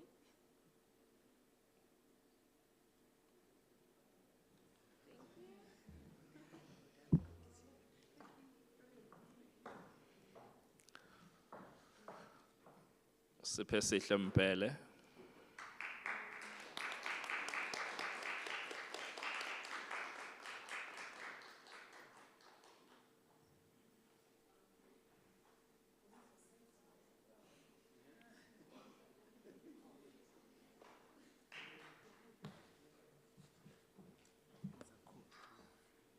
Face this direction.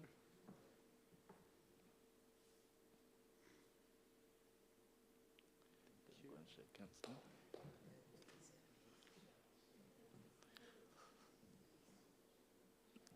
Nonkululeko Dlamini.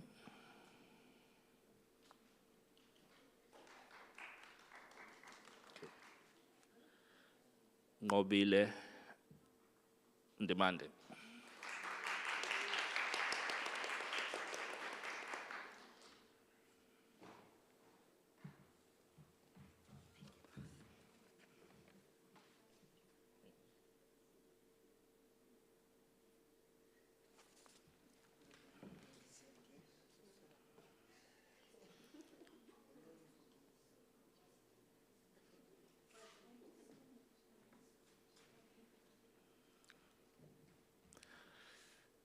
Thabiseng Dlamini.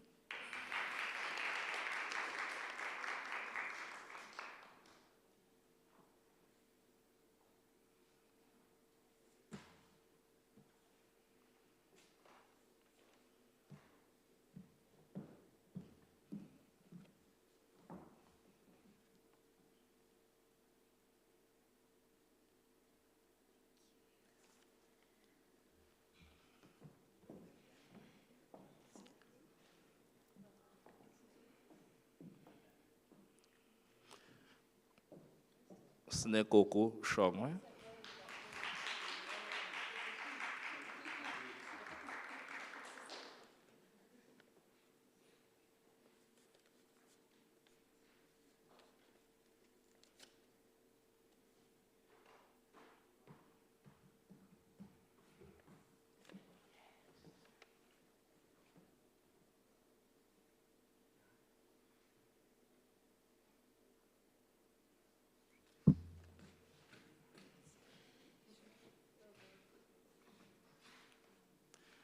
Spelele Ndlovu.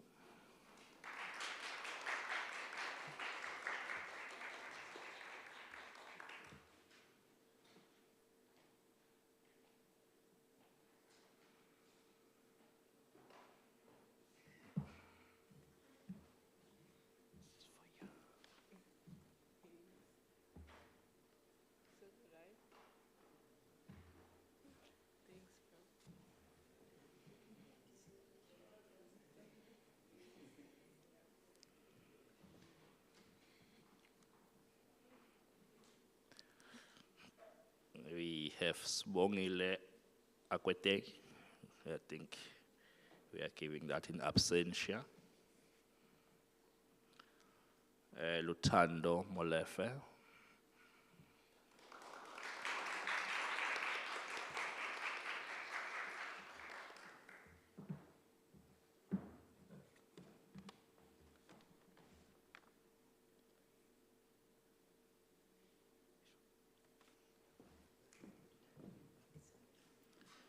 Can we have Sam Roy?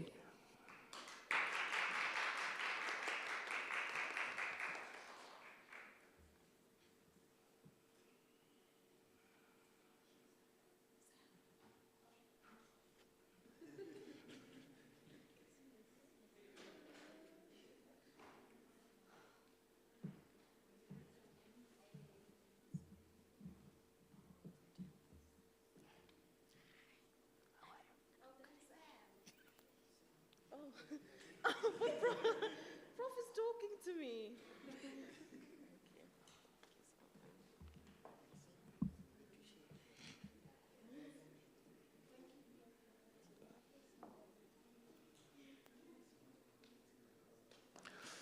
Gwanele Dladla.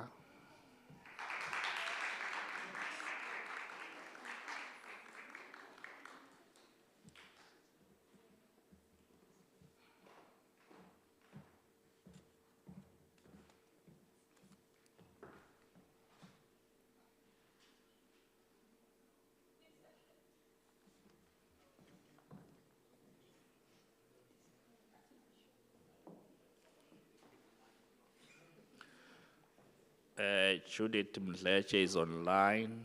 We'll post for her. Jeremiah is also online. We'll also post for him.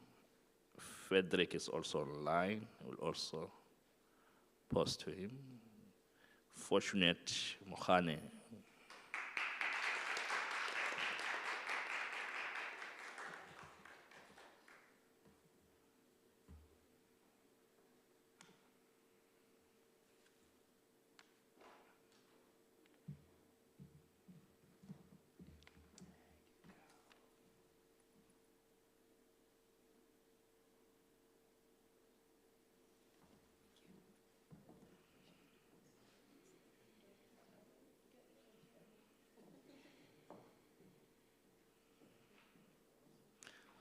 Eddington Rosakanko. Okay, is absent. Tichoma Mazuru. Mfana Futi Mazibugo.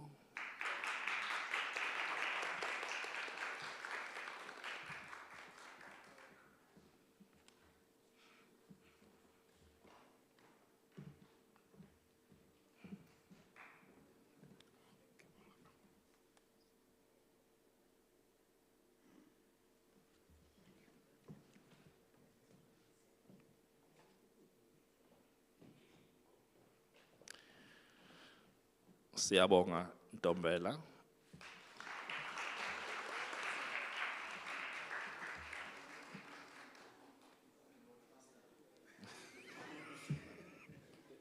Thanks, Prof.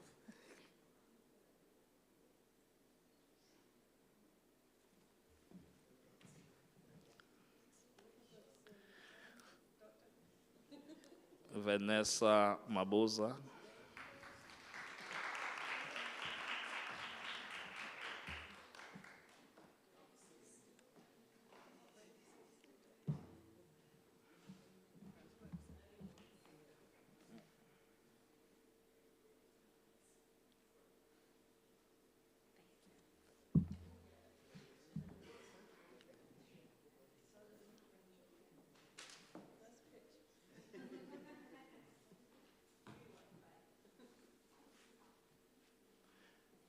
Melissa Sbanda.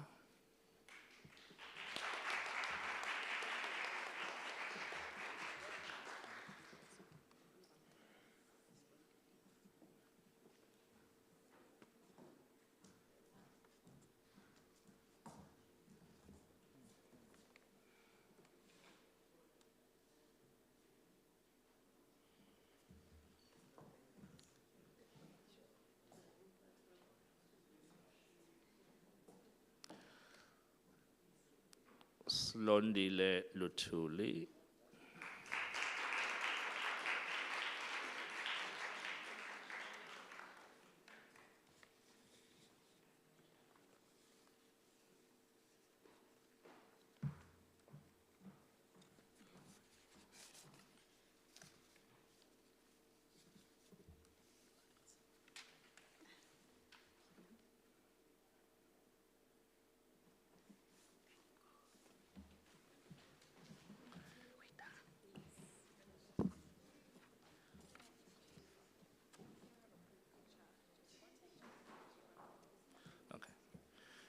Thank you so much, colleagues, with that.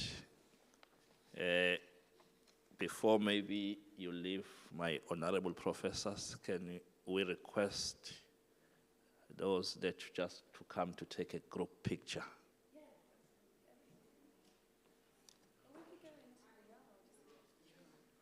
After.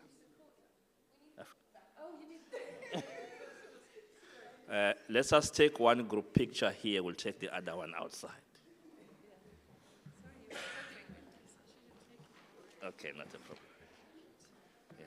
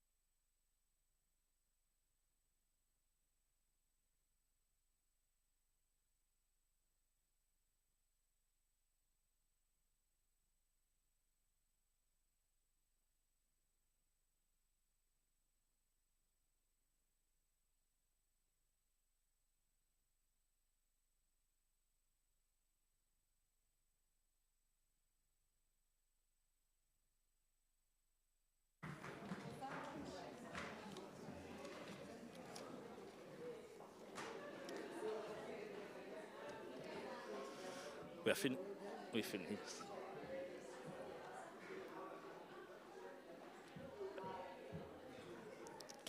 Can we just circle a bit so that I can allow Prof. Masugu to do the closing on behalf of the dean and the head of school? Just circle for a few moments. We're about to finish.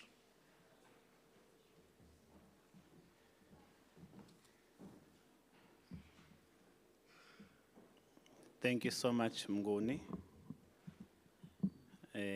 Unfortunately, I prepared a closing speech for, I think, 6 pages. You'll bear with me. Okay, thank you so much, colleagues and friends, for availing yourself and attending this important event as we draw this enriching summer school to a close. I find myself and the school, the entire organizing team, filled with a mix of emotions. Pride with your accomplishment, gratitude for the vibrant learning community you have built together through engagement, interaction. With a touch bitter sweetness as we say goodbye for now. Hopefully we'll meet again next year, if possible. Over the past few weeks, you have immersed yourselves in rigorous academic discourse, challenged conventional thinking, and forged connections, networks that will undoubtedly shape your journeys as emerging scholars, young academics, researchers. You have wrestled with complex ideas through engagement with facilitators, embraced with new methodologies. Hopefully you've learned new methodologies, and push the boundaries of your own intellectual curiosity, again, through engagement. But beyond the academic pursuits, what has truly resonated with me is the spirit of Ubuntu. I've observed the spirit of Ubuntu in this summer school. Practical examples, you've shared knowledge, humanity, you've worked together, you've worked as a team, as a group. I've never heard anyone complaining. You have supported each other, shared your insights without any limitations, without hiding any information. You have created a space where diverse perspectives were not only welcomed, but celebrated. You are coming from different disciplines, but you have managed to meet each other halfway, understanding each other. The spirit of interconnectedness, I've seen it here, of recognizing our shared humanity as we strive for academic excellence. Striving for academic excellence, not rushing to complete our PhDs. Let's not rush to complete our PhDs. Let's strive for academic excellence. It's at the very heart of what makes a PhD journey so transformative. As you move forward, remember that the pursuit of knowledge is not a solitary endeavor. Lean on the networks. Keep on communicating. Check one another after this event. Build WhatsApp group. Formulate WhatsApp group. Share your knowledge, your experiences in this journey. It's very important. Seek guidance from your mentors, your supervisors. You have new mentors, the facilitators. You can work with them. Never underestimate the power of collaboration. If you want to finish your PhD and produce unique scholarly piece of work, embrace collaboration. That's very important. And the most important, never lose sight of the why that drives your research. You might have challenges, but you should know why you've decided to conduct your study, to embark on this journey. Your work has the potential to make a real difference in the world, to contribute knowledge, inspire change, to shape brighter future. As the Mandela, our late first black president, a true embodiment of Ubuntu, a father of Ubuntu, once said, open quote, "Education is the most powerful weapon which you can use to change the world," close quote. In this context, we can say research is a powerful weapon which we can use to change the world. Carry this belief with you as you embark on the next chapter of your academic journey, where you implement these ideas that you have learned from this summer school. On behalf of the school organizing team, particularly the facilitators, thank you so much for availing yourself and honoring our invitation to share your experiences, your knowledge with our future, which is our emerging researchers. The organizing team, I cannot mention your name, but you've been up and down, working, ensuring that everything is in order. We thank you so much. May God bless you.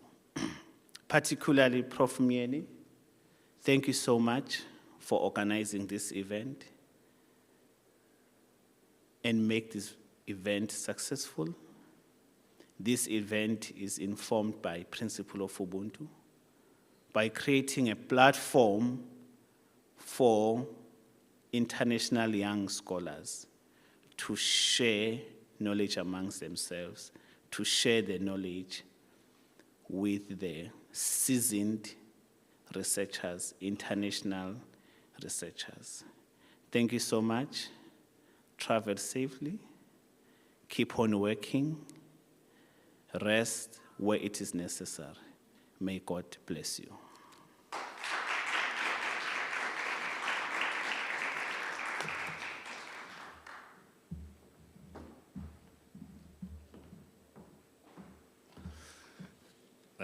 Just allow me to give a short vote of thanks to all of you on behalf of the project team that we have been working with. I don't have to say who I am. You all know who I am. But what is also important is that on behalf of the University of KwaZulu-Natal, your host in this summer school held from the 1st to the 10th of July at Howard College, I have honor of giving our vote of thanks to you today. Firstly, I would like to thank our valued experts who have traveled across that honored our invitation to be part of this prestigious event where we celebrate the milestone in the journey of innovation and public sector innovation. Further, the keynote address, we thank Prof. Mtapuri on the keynote address you gave us on Monday, on the 1st of July, for such an insightful speech that made the International Summer School Series 2024 such a resounding success. In the same vein, we are grateful to the rest of experts at this inaugural International Summer School Series. I would like to thank the DSI, the funder of this groundbreaking event. As we have all witnessed, experts and audience members alike, and the funders have diligently contributed to our understanding of the complexities surrounding of the year's central theme, namely development, e-participation, policy modeling, and artificial intelligence in the Global South. In this accelerated trend, we need to preserve as nations for currency. They have equipped us with necessary tools and a strong foundation for ongoing debates around these burning issues beyond the Howard College and UKZN at large. We will apply the skills and competencies acquired in the 14 sessions discussed in the 10 days marathon program in our workspaces, daily, home, and elsewhere. We are grateful also to DSI for funding Project 6 of the VVISDB program. One of the objectives of the IPMOSA project was to generate knowledge by establishing the IPMOSA scholarship to build the capacity of South African-based researchers to undertake research in e-participation and e-policy modeling. In this regard, we recall what I said earlier, that UKZN had awarded 4 candidates a scholarship to undertake a doctoral research study at this university, and also the training of doctoral candidates through International Summer School, as we have done. Delegate and expert, this series has created a platform to foster learning and exchange on pressing contemporary issues, as well as building the solid foundation for our delegates' academics journey under the overarching theme, as already indicated. The abstracts, proposals, work in progress, and applications that the delegate have submitted to the organizing committee, and the personal details of the expert and their respective contribution to the session will be shared with you all to facilitate the discussion and exchange beyond the classroom. Now that we have refreshed our minds with the roles of universities, institutions of higher learning, and research institutions have a better understanding of enormous challenges we face in our globalized village today. We exchange around and engage in mutual beneficiary debate around some key concepts such as research methodology, fourth industrial revolution, e-participation, and artificial intelligence, just to mention a few, the challenges and opportunities, as well as the limitations of the technological modern innovation in our technologically and socio-economic divided world through the lenses of our common problem and subsequent approaches to sustainable solutions. Young doctoral graduates were part of this summer school, the doctoral candidate. Let me remind you once again that the ball is in your courtyard. You are responsible for creating appropriate solutions to our globalized challenges, despite our painful past. In doing so, you will build a beautiful, caring, inclusive, and equitable world where we all contribute meaningfully for its sustainability. Delegate and expert, before we all conclude and disperse, I would like to reiterate my appreciation to everyone who attended our different sessions, either physically or online, in the last 10 days. Your contributions at different levels of this event have made it a resounding success. I would like also to acknowledge the organizing committee, as I've already indicated, for coordinating everything. The credit for such winning international event goes to them. Please join me in expressing my appreciation for all they have done. I would like to thank the following for their outstanding contribution to the success of this event. Firstly, I would like to thank the Dean of the School of Built Environment, Professor Kalema, even though he is absent, but he had always been supportive for all the events that we have been able to initiate. And I also take this opportunity to thank my discipline, where I come from, the discipline of housing, for such a space that they have created for me to be able to where I am. Experts from different universities. We had experts from the University of the Western Cape, Tswana University of Technology, King's College in London, and also in some of the universities in Nigeria. We appreciate the opportunity of sharing your knowledge with us and also the output of your research that you have done. Members of UKZN Corporate Relations, we thank you so much for the support that you have given us in making sure that this is live streamed. Members of ICS, we also appreciate the fact that you have been with us for the past 10 days. And we have also realized the sounds and all the support that you have also given to us. The catering team, we also appreciate the fact that we have been enjoying the nice food ever since the first day until to date. We will not be here without the hard work of those teams. Remember, I've already indicated that DSI have also contributed a lot to this. UKZN at different levels, from the executive until to a lower level. CSIR, they've also played a role. They were with us on the first day. HSRC as the leading organization also in this project also. Without them, this would not have been successful also. So the success of this watershed event, IPMOSA International Research Summer School Series in 2024, is a culmination of the concerted effort of these teams. They worked collectively, selflessly, and tirelessly to ensure that this event is successful. I would like to conclude our vote of thanks by picking 2 takeaway messages.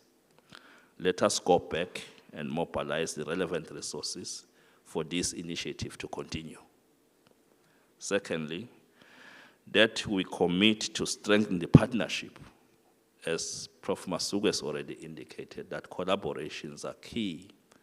And once we collaborate, we can be successful in terms of resolving some of the global challenges that we face. I thank you all.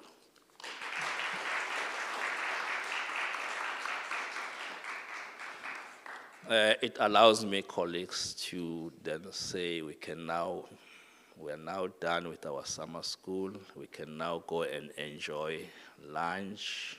And I hope that everyone will have a safe journey on your way back home. Thank you.